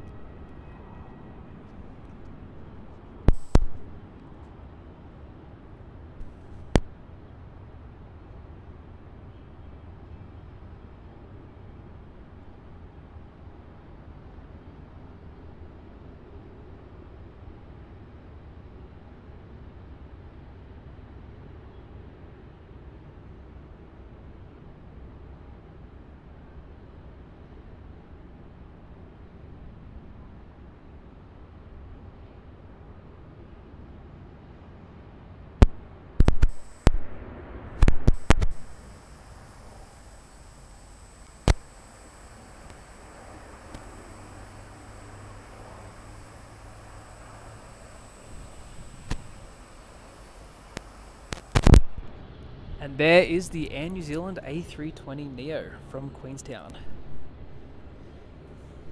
Alex asks, any hours better for us Americans that you can stream at? Yes, the morning is a lot better for you guys over there in California.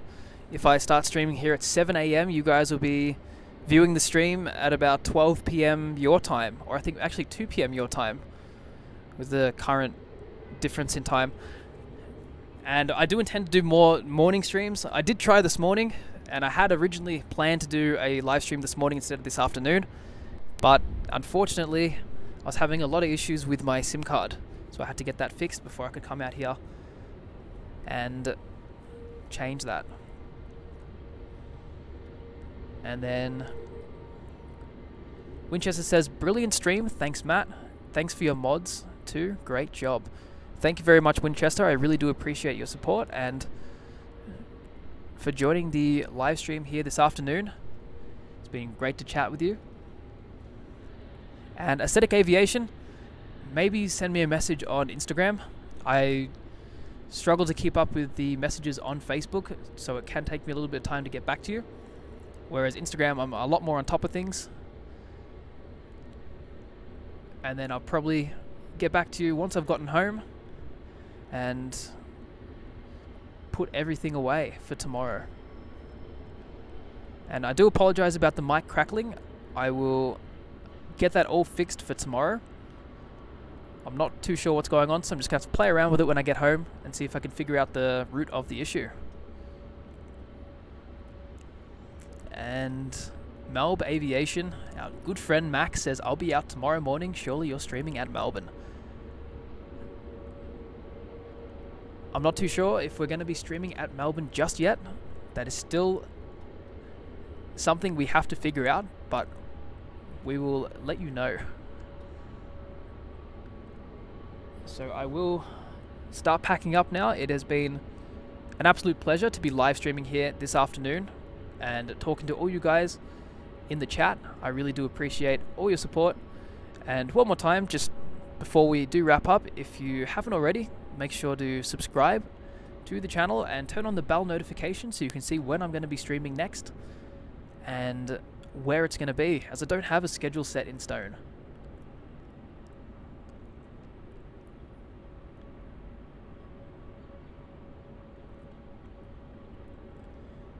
So I really do appreciate everybody tuning in. And on the next stream on HD Melbourne Aviation, we may also be... So sorry about that, the mic fell off the table again. It's just from the strong winds. The next stream we might be joined with Sam, or maybe even Max. We're not too sure yet on how it's going to go. We're just going to see when we're going to be live streaming again on this channel and where it's going to be. And just to answer one more question before I do wrap up, we have...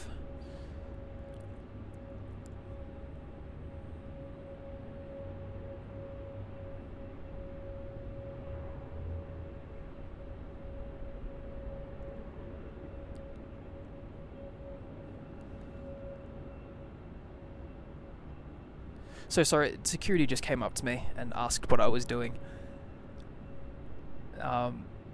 It does happen sometimes here at T4 if you've got a big setup. So I'm looking forward to seeing you all on the next stream. And Alex, yes, there is possibly a Sydney stream coming up very shortly. We're just in contact with Sid Squad at the moment. We just want to make sure that we're going to be either collaborating or not stepping on anyone's toes and streaming at the same time, because that would be not the right thing to do. So once again, thank you everyone for tuning in.